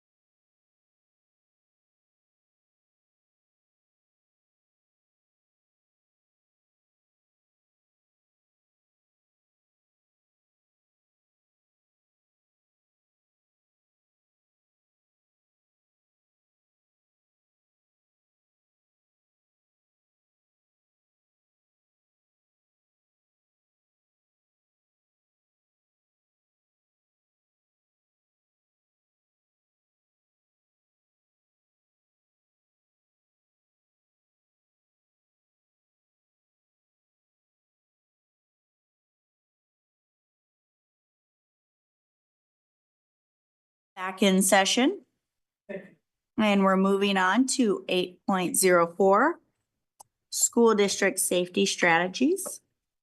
Yes, we have, Mr. Mark Williams, high school principal at Spring Hill High School, just gonna share with us some strategies that he and his staff have been looking at to maybe implement in the future, that just to help maybe again continue to enhance our learning environment and make sure that our staff and students all feel safe, and we're doing all we can to make sure that happens. Mr. Williams. Thank you, Dr. Luttrell, and thank you for giving me a few minutes to visit with you this evening about some preventative measures we'd like to have implemented at Spring Hill High School. This is with the ongoing wanting our students to feel safe and comfortable at Spring Hill High School while they're their time there. Before I begin, I'd like to publicly thank Lieutenant Wallen for his time. He has met with me several times. He's provided me resources, references, guidance throughout this process. And so I want to thank him for his support for that.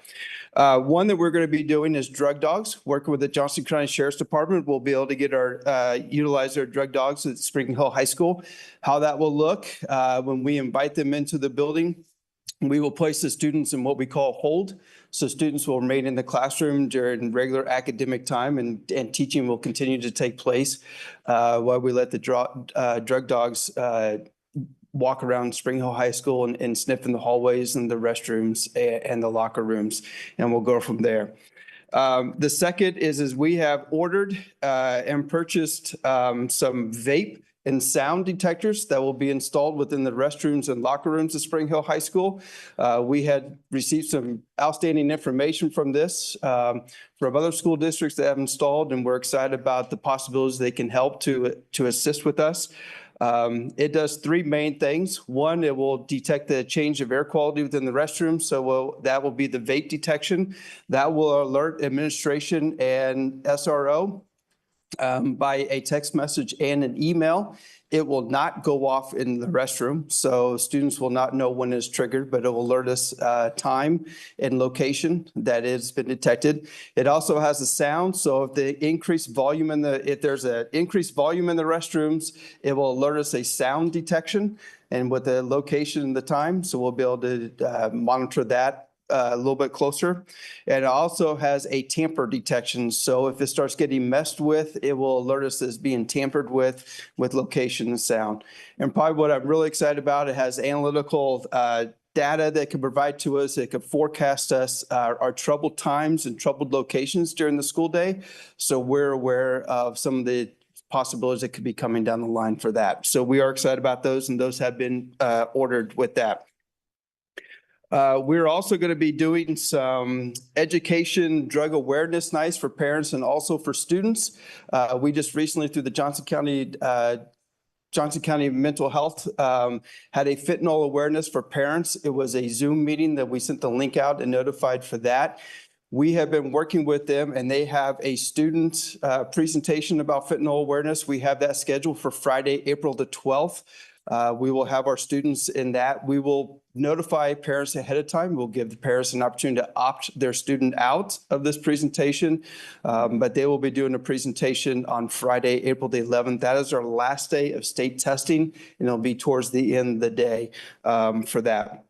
We're also Lieutenant Wallen and the Johnson County Sheriff's Department have resources that we can provide for our parents and our students, and come in and work with our students on some drug awareness that they have offered their services.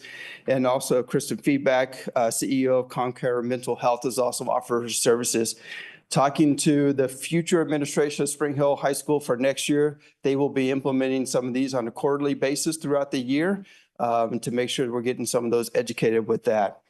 And also, we will have an online reporting form. I believe Mr. Cox is working with Mr. Terry on this, so students can report some suspicious behavior and remain anonymous on this. This will be a documentation that will be sent to all administration, so we're aware of some of those things. So we are excited about these 4 preventive measures that we will be implementing, and I am open for any questions that you might have. I don't. Go ahead. So just on the, if it alerts to Yes. noise levels or whatever, what's that going to look like for response? Well, it's gonna be like anything else. We'll get the immediate notification, so we will know the bathroom location. So any one of our 4 administrators in SRO will be alerted, so we can then go to that restroom at that time to double check and see what is going on and what is causing the large voice or sound increase in that restroom with that. And the same thing with the vape detection.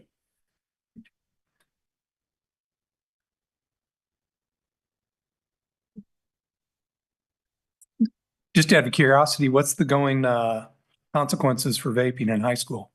The first offense is 5 days of OSS. We do have a program through MD Anderson that they could do an online class.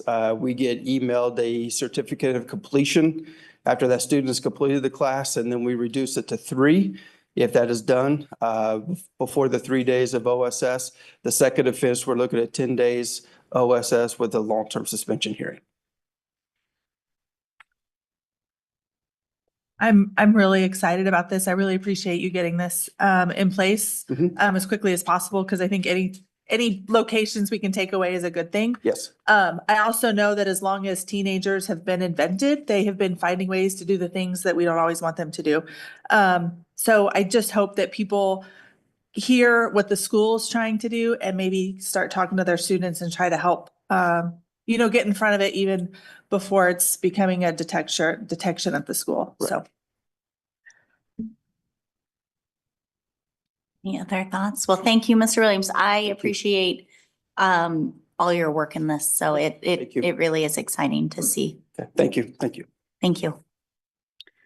Okay, moving on to 8.05 air quality testing at Spring Hill Middle and Spring Hill Elementary. Yes, this is Mr. Delphia. This came up, several meetings ago, and Mr. Delphia has kind of looked in and just talked to some vendors, and he's just going to share a little bit about what the process would look like and kind of show you some options, and then he'll get out and start that process. So, good evening. Thanks for having me. So I've contacted a company here, Ocutech, to do some indoor air quality readings at Spring Hill Elementary School and Spring Hill Middle School. I've included a report that we did back in 2017 that we did at Spring Hill Elementary School. Report will be similar. That one there will be similar to what we'll be doing at the elementary and middle school here. The process, it's fairly simple to walk in and do a visual of the entire building, look for areas of water intrusion, could be from the roof, walls, whatever. And then they'll set up their equipment and do air quality testing throughout the school. They set up in common spaces or areas you think are of concern. They'll set it up in there. Then they send the reports off for testing, and they'll send a report back on what they found. So relatively pretty simple, and I'll stand for any questions. In this report from 2017, there was some concerns, I think mostly about like the gas from vehicles.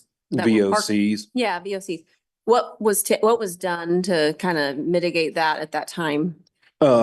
We adjusted outside air dampers to keep from pulling in as much outside air in around that area where all the cars park. And some other school districts have done idle free zones where they're asking parents to shut their cars off. We obviously didn't do that, but we basically just limited our outside air we're bringing in around that location. So I just hope on the new report, it's less than what it was on this one. Otherwise, we might need to do an idle free zone or something else. potentially, yes. Yeah, right now, how many times are we turning over the air in buildings? Good question. It is a good question. I know we're meeting the standard. I think it used to don't be wanna somewhere in the say- 4s, but Yeah, so many air changes per hour, and I don't have that okay. on top of my head, but I know when we were going through COVID, we tested everything and we were doing like time double that Yeah. air changes per hour. So I know we're hitting that standard. Okay. Okay, Any And- other? Oh, I'm sorry. No, please I go just ahead. wanted to say they're gonna do the report about mid-April. That's when they'll come in and do it. They do have to have students present when they do this, because that has an impact on the testing. So, You said mid-April? yeah, about mid-April is when they plan to come in. So Will the results be, the results take about 3 weeks to get back usually. So after they send everything off to the labs. okay? And once I get that done, I will get the reports back and we'll have another discussion item. Awesome. Thanks, Scott. Thanks, Kylie. Yep, you're welcome. Okay, moving on to 8.06 inventory. Okay, another item that we've been discussing as an administrative team for some time is just, how to make sure that we keep track of all of our assets. Mr. Swin and our executive leadership team have discussed this. So we have a gentleman here this evening that's going to talk about what type of process and product they would offer. And I'll also let, like I said, Mr. Swin and Dr. Robinson, they've been also involved in this. They can also be available to provide any insight as well as information of what this would consist of, but I'll turn it over to our presenter. Thank you. Thank you for having me. I'm Tim Mitchner with Asset Services. We're located here in Overland Park, Kansas. We do perform equipment inventories at school districts nationwide. And I've been talking with Mr. Schwinn here for a number of years about performing an inventory. Typically, the inventory is performed by a team of 2 or 3 people that we will bring into the school. They'll place barcoded property tags on each piece of equipment, collect information such as building, room, model, manufacturer, serial number, a standardized asset description of each asset. The end of the day, when the inventory is completed, you'll be provided a spreadsheet. We've talked about, I know when I met with the executive team, there was discussion about how to manage that inventory going forward. If there was going to be an asset management module purchased or added on. But we will perform the inventory throughout the school district. We'll go room by room, capture every possible room that we can get into. And then we put a replacement cost on every item that we've inventoried. So for insurance purposes, you'll have that to provide your insurance company. For disaster preparedness, you will know exactly by building, by room, what you had in each room and the replacement cost for that. Any questions on what we do? Yeah, on the tagging end, are we talking just a standard tamper resistant tag, or are we doing RFID tags? What's kind of the proposal? Just a standard tag. Okay. Is what we proposed.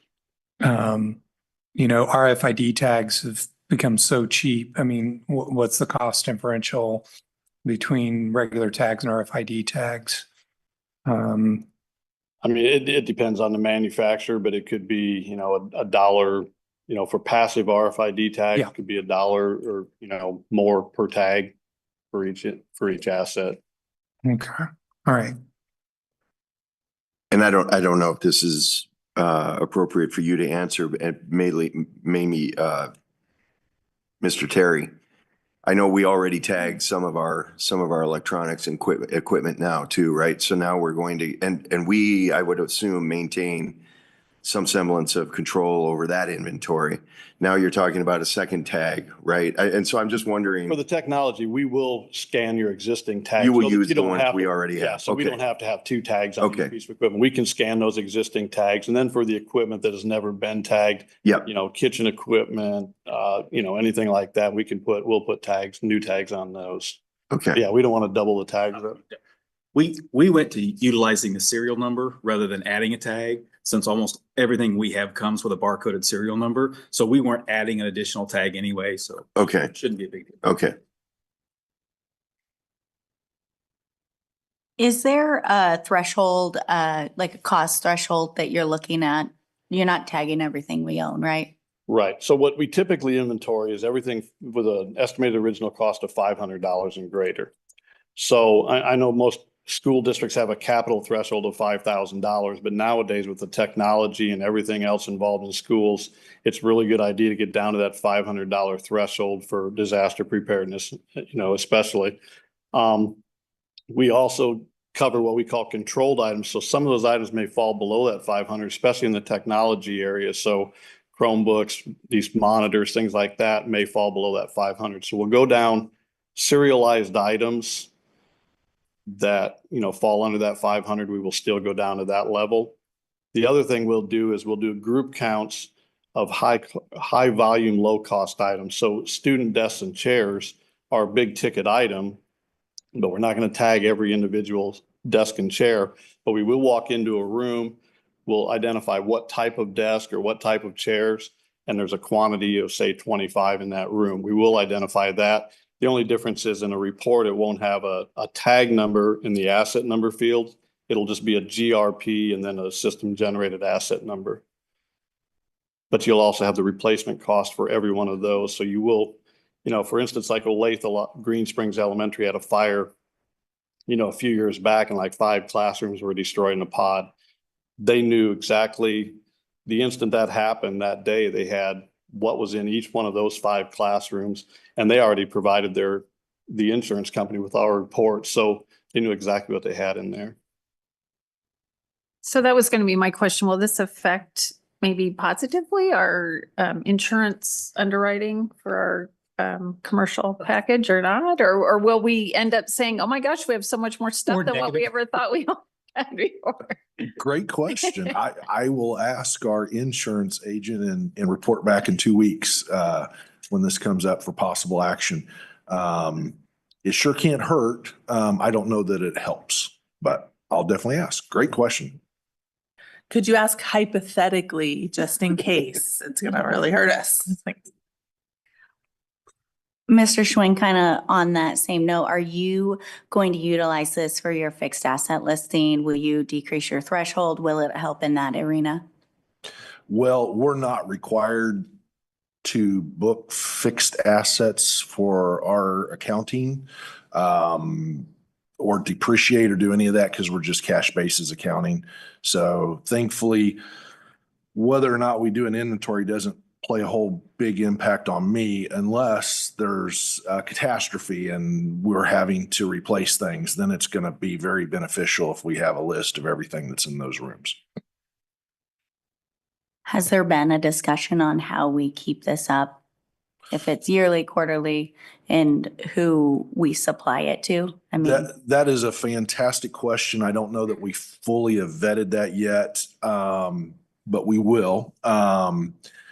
Some districts, and Tim can share what different districts do, may have it done every 5 years, every 10 years, or they may have him come back every year and do it.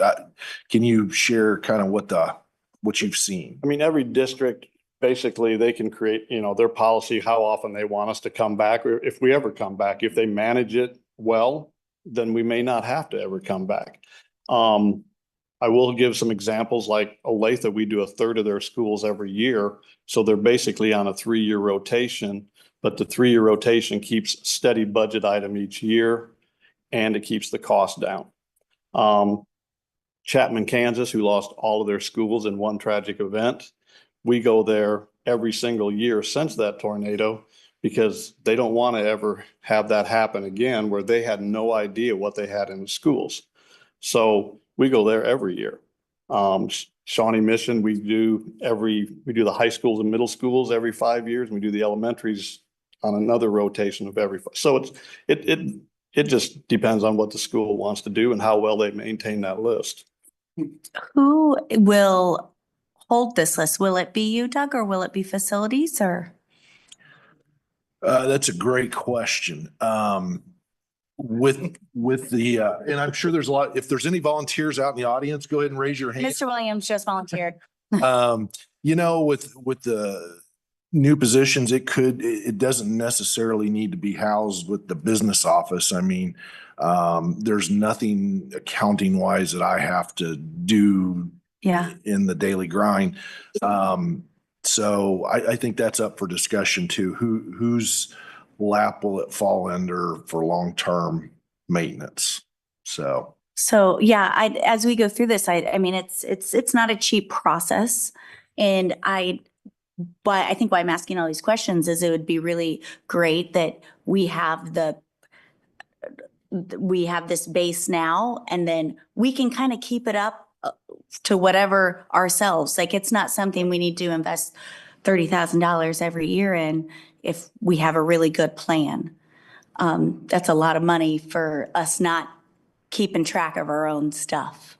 So I'd love to see what our plan is to keep this going. And I didn't realize, Doug, that we didn't already have some sort of fixed asset listing. So this is interesting. Well, and that kind of tags into the insurance question, which is, would they have any requirement for us to do this on a policy? Thankfully, we have been building buildings so quickly that we kind of know what the costs are and what's in the buildings already. I mean, we could go back to the previous bond issues and see how much furniture and equipment went into.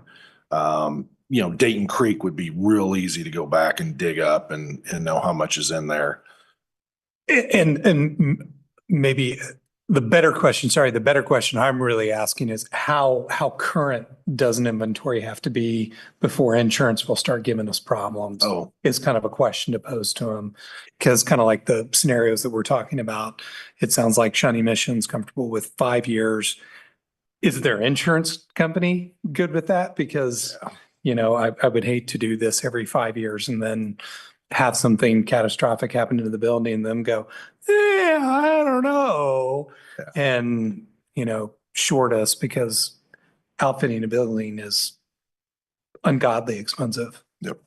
Well, Great question. wouldn't the burden of proving what we own be on us? So if we don't have that listing and something should happen, the insurance companies can be like, I am so sorry for you. Well, kind of part of where I'm going is not that I'm considering this an audit, but I think that the insurance company is going to have less pushback from a third party doing it versus our own. And you know what I mean? Kind of like, Yeah, that's even if we keep perfect track of everything in here, is the insurance company being like, no, I want to see one at least every 5 years. Cause that Kiley and Williams guys, they're just inventing stuff that they want. You know what I mean? If that makes sense? When are they wanting to see a third party, not audited, but a third party inventory? Thank you, sir.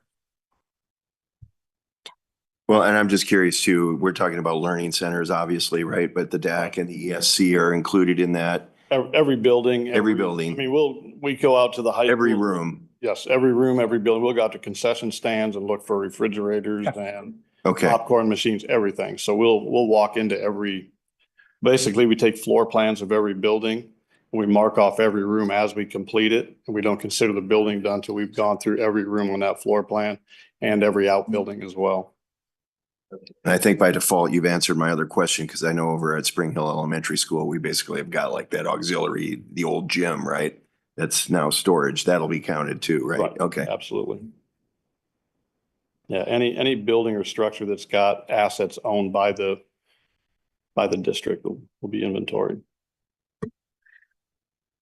Wonderful. Any other comments, thoughts, questions? No? Okay. Thank you for your time. Thank you for coming in. Okay, we have a few action items. 9.01 LED lighting upgrades. Yes.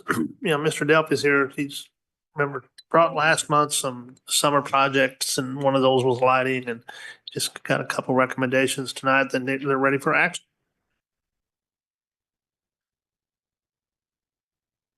Does anyone have any questions for Kylie?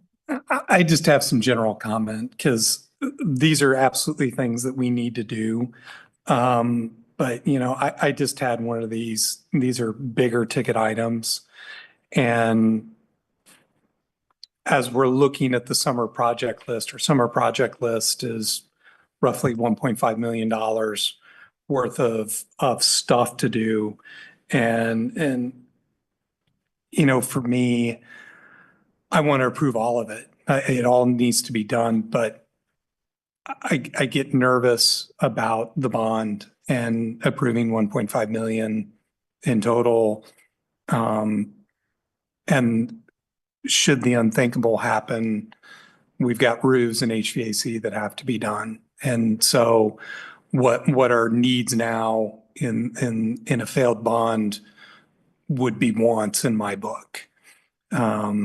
And so my comment to the rest of the board, not you, Kylie, is I'm nervous about approving all these things, and we're going to go forward with them. And if something bad happened with the bond, quite frankly, I wouldn't want to move forward with any of those things.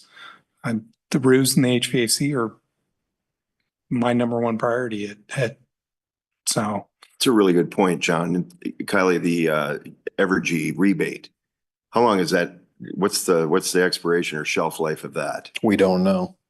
Missouri's just ended theirs this year, so they had it going for, I don't know, a while, but. Yeah, but they can just pull the rug They out. just pulled it, and so we don't know how long the incentives will be there, and so that's kind of one of the reasons I was wanting to kind of jump on this, is because we could get those incentives, we could see a return, reduced electrical bills, things like that, so.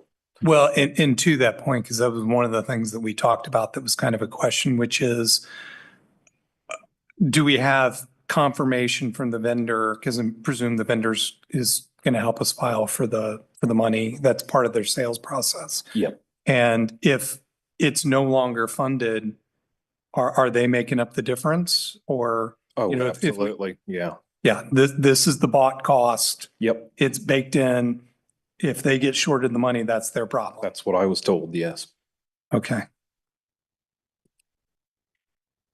And of the summer projects, this was not included in that.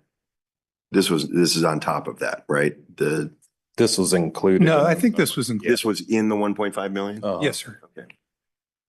So it was my understanding you brought all the summer projects and then you're bringing back the pieces that we have to approve. Right? Yes, that's correct. And there'll be some more that'll be coming. And is there any advantage to waiting maybe till May 14th to make a decision? Is there any advantage to waiting and holding it? In order for them to get all their products ordered and get things coming and be advantageous for us, that's why I'm bringing it now, so we can get everything ordered and have everything here. And they need that lead time. yes. Yeah. Okay. So. Yeah, I mean, I guess, I got to vote for it because we got to need it, but the actual contract itself, if it had an exit clause, I would certainly feel a lot better about voting for it.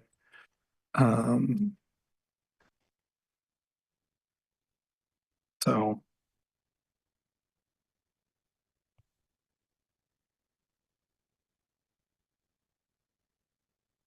Do we have the contract? Is there a contract we'll be signing? It's right here, the proposal, That's- basically the contract. Is there? Okay. I think so, is there? Thought so. Yeah. No, there's not. No, there's not. Yeah. This is where I saw one.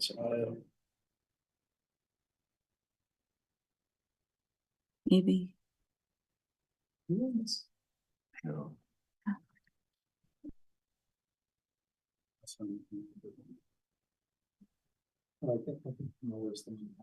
Yeah, maybe that was it. Is, The So- board's got the actual. oh, for, Yeah. Okay. The light stuff. so is there no contract for this? It's just the proposal? Yes. Okay. Okay. This is an action item.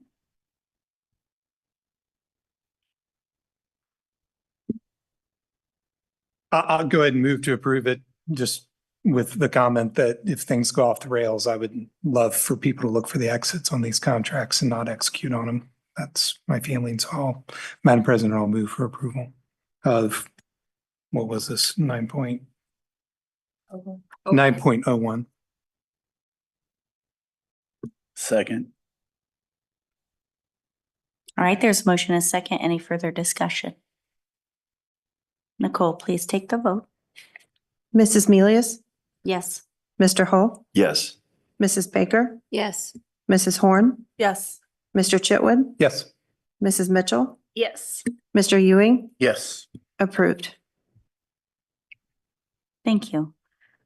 Moving on to 9.02 mower replacement.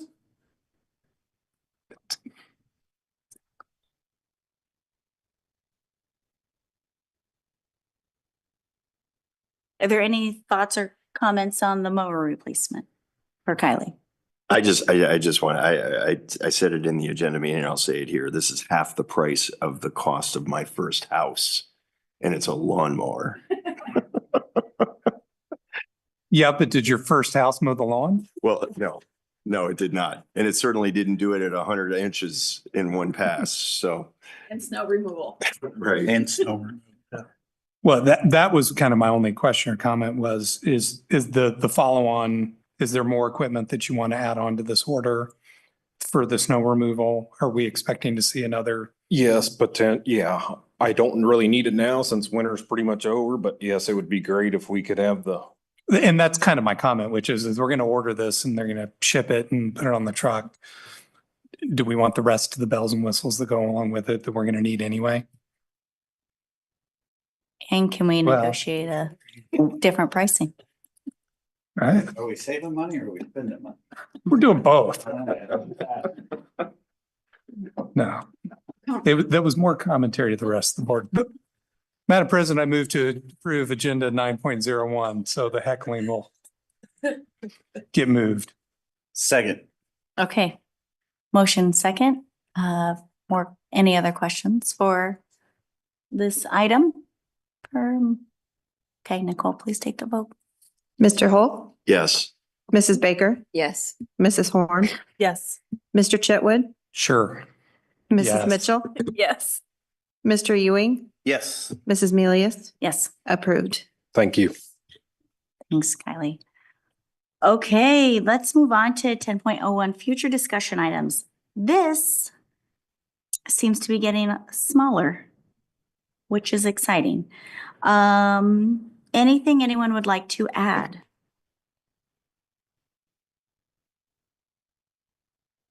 Nothing? Okay.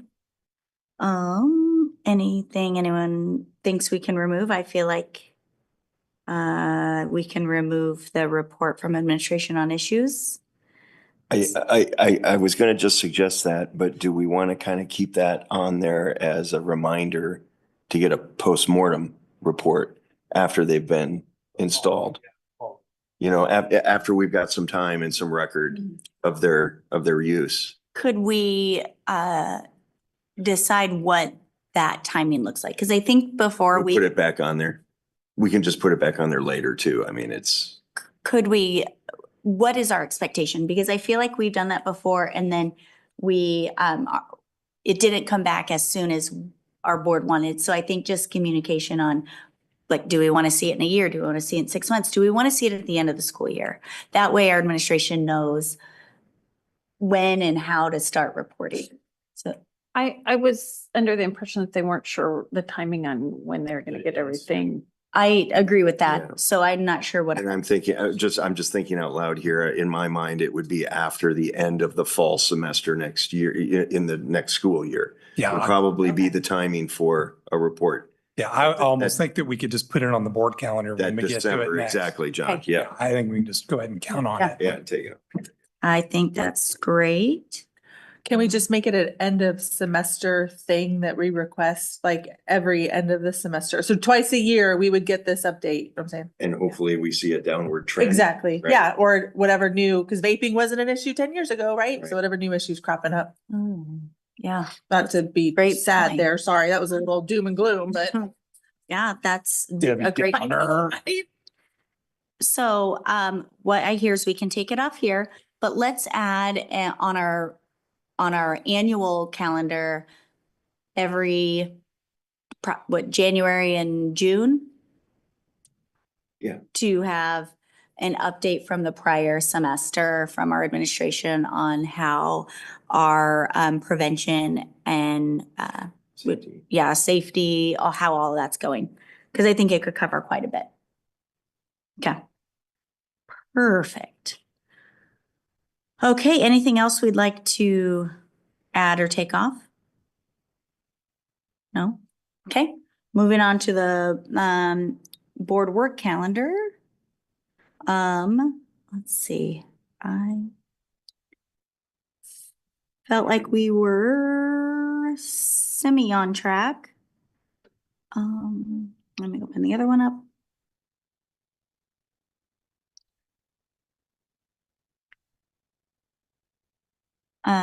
Over. I know the KASB suggested policies. I'll bring that up every time, but it's coming in June. June, and we probably need to adjust that on the calendar because typically they come twice a year. They come in January and they come in June. So it's kind of odd for it to show up in March. I would guess that's probably the time we did it last year. That's why. It is, and that's the time I always remember doing it. So could you, Nicole, could you help us move that on our annual board work calendar? And then discuss district calendar, is that?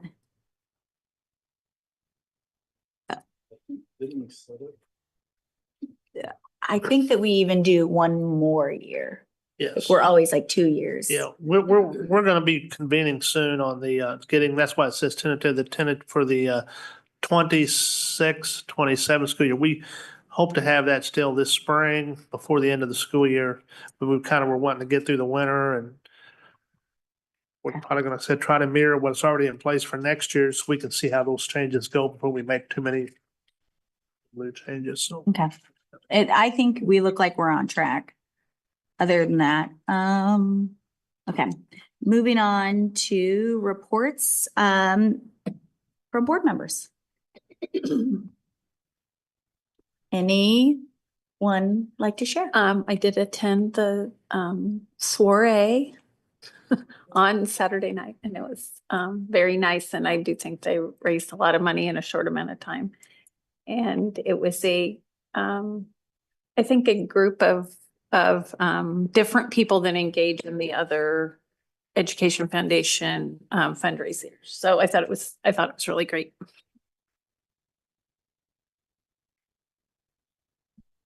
I attended the Outsiders at the high school this past weekend, and it was a great performance. There's a lot of there was a great audience, I would say, all 3 nights. So it was really encouraging to see people show up for the kiddos. I will also say that spring is my absolute most favorite time to drive by that high school and see everybody out track and the baseball and softball fields, and then you have runners going everywhere. So it's very heartwarming to drive by the high school right now.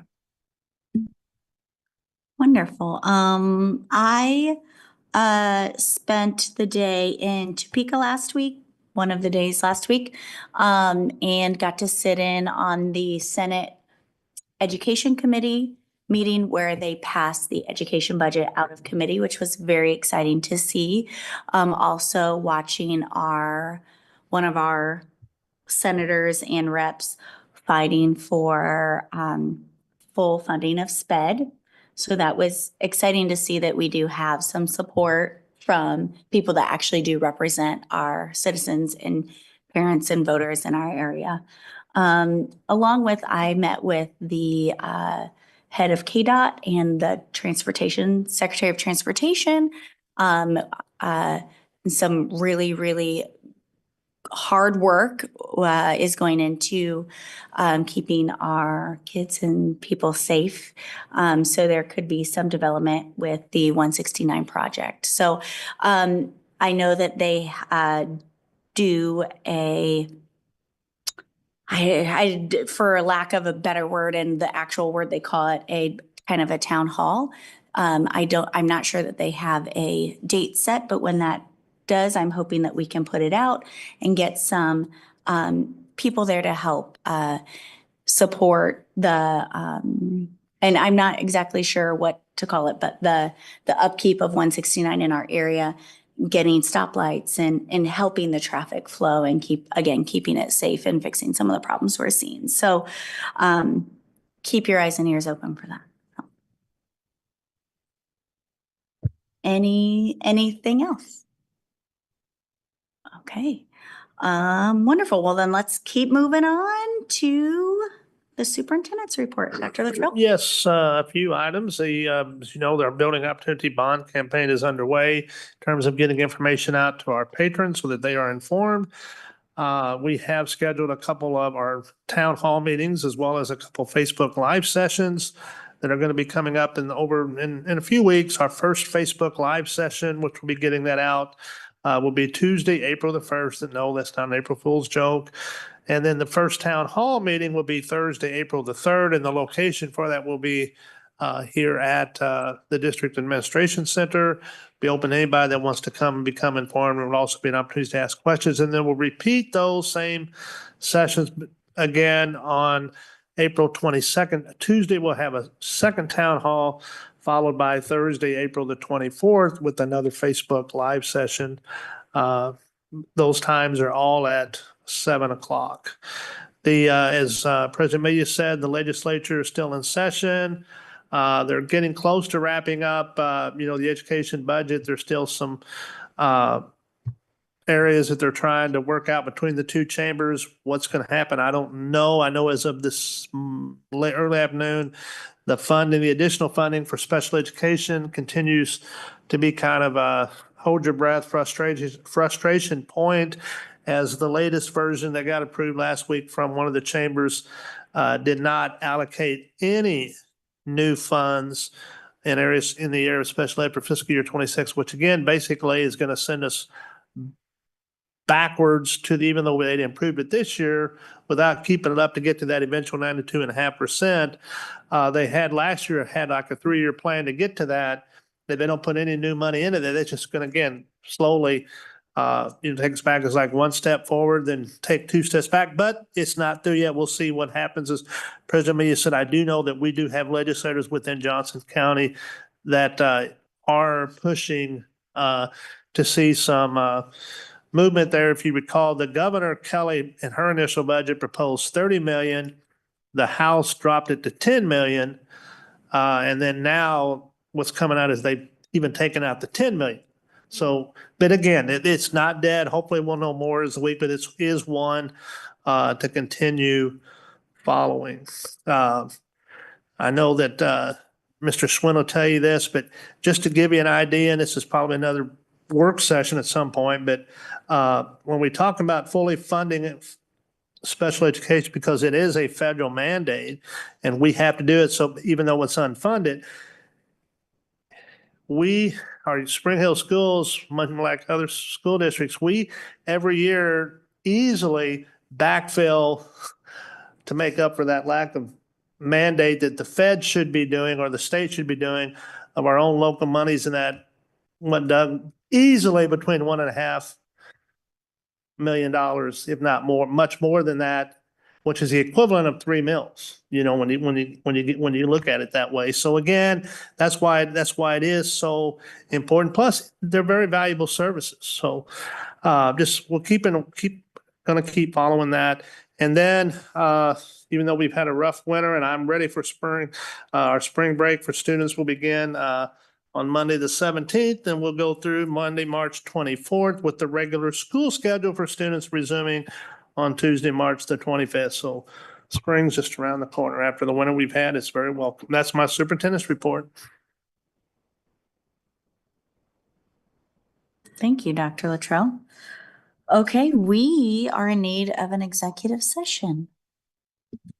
Well, Madam President, I move that the board go into executive session for the purpose of discussing personnel matters and non-elected personnel to protect the privacy interest of identifiable individuals under COMA. Those to be in the session include the Board of Education member, superintendent of schools, and assistant superintendent of schools, and administrators as requested. The executive session to begin at 8:40 with open meeting resuming at 9 at this place. Second. That had to be seconded? Yes. Oh, thank Yes, goodness. ma'am. Okay. There's a motion and a second. Any discussion? Nicole, please take the vote. Mrs. Baker, Yes. Mrs. Horn, Yes. Mr. Chitwood, Yes. Mrs. Mitchell, Yes.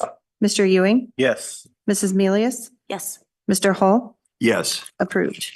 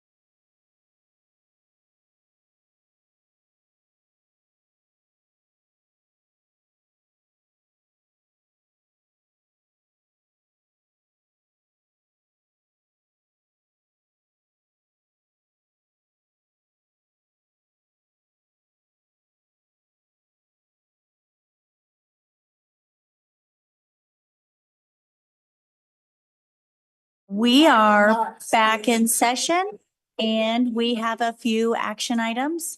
15.01. Madam President, I move to approve 15.01 as recommended by staff. Second. All right, there's a motion and a second. Any discussion? Nicole, please take the vote. Mrs. Horn, Yes. Mr. Chitwood, Yes. Mrs. Mitchell, Yes. Mr. Ewing, Yes. Mrs. Milius, Yes. Mr. Hull, Yes. Mrs. Baker, Yes. approved. Thank you. Moving on, 15.02. Madam President, I move to approve 15.202 as presented. Second. Motion and a second. Discussion. No. Nicole, please take the vote. Mr. Chitwood, Yes. Mrs. Mitchell, Yes. Mr. Ewing, Yes. Mrs. Milius, Yes. Mr. Hull, Yes. Mrs. Baker, Yes. Mrs. Horn, Yes. approved. Wonderful. Thank you very much. Thank you for all our guests and we are adjourned.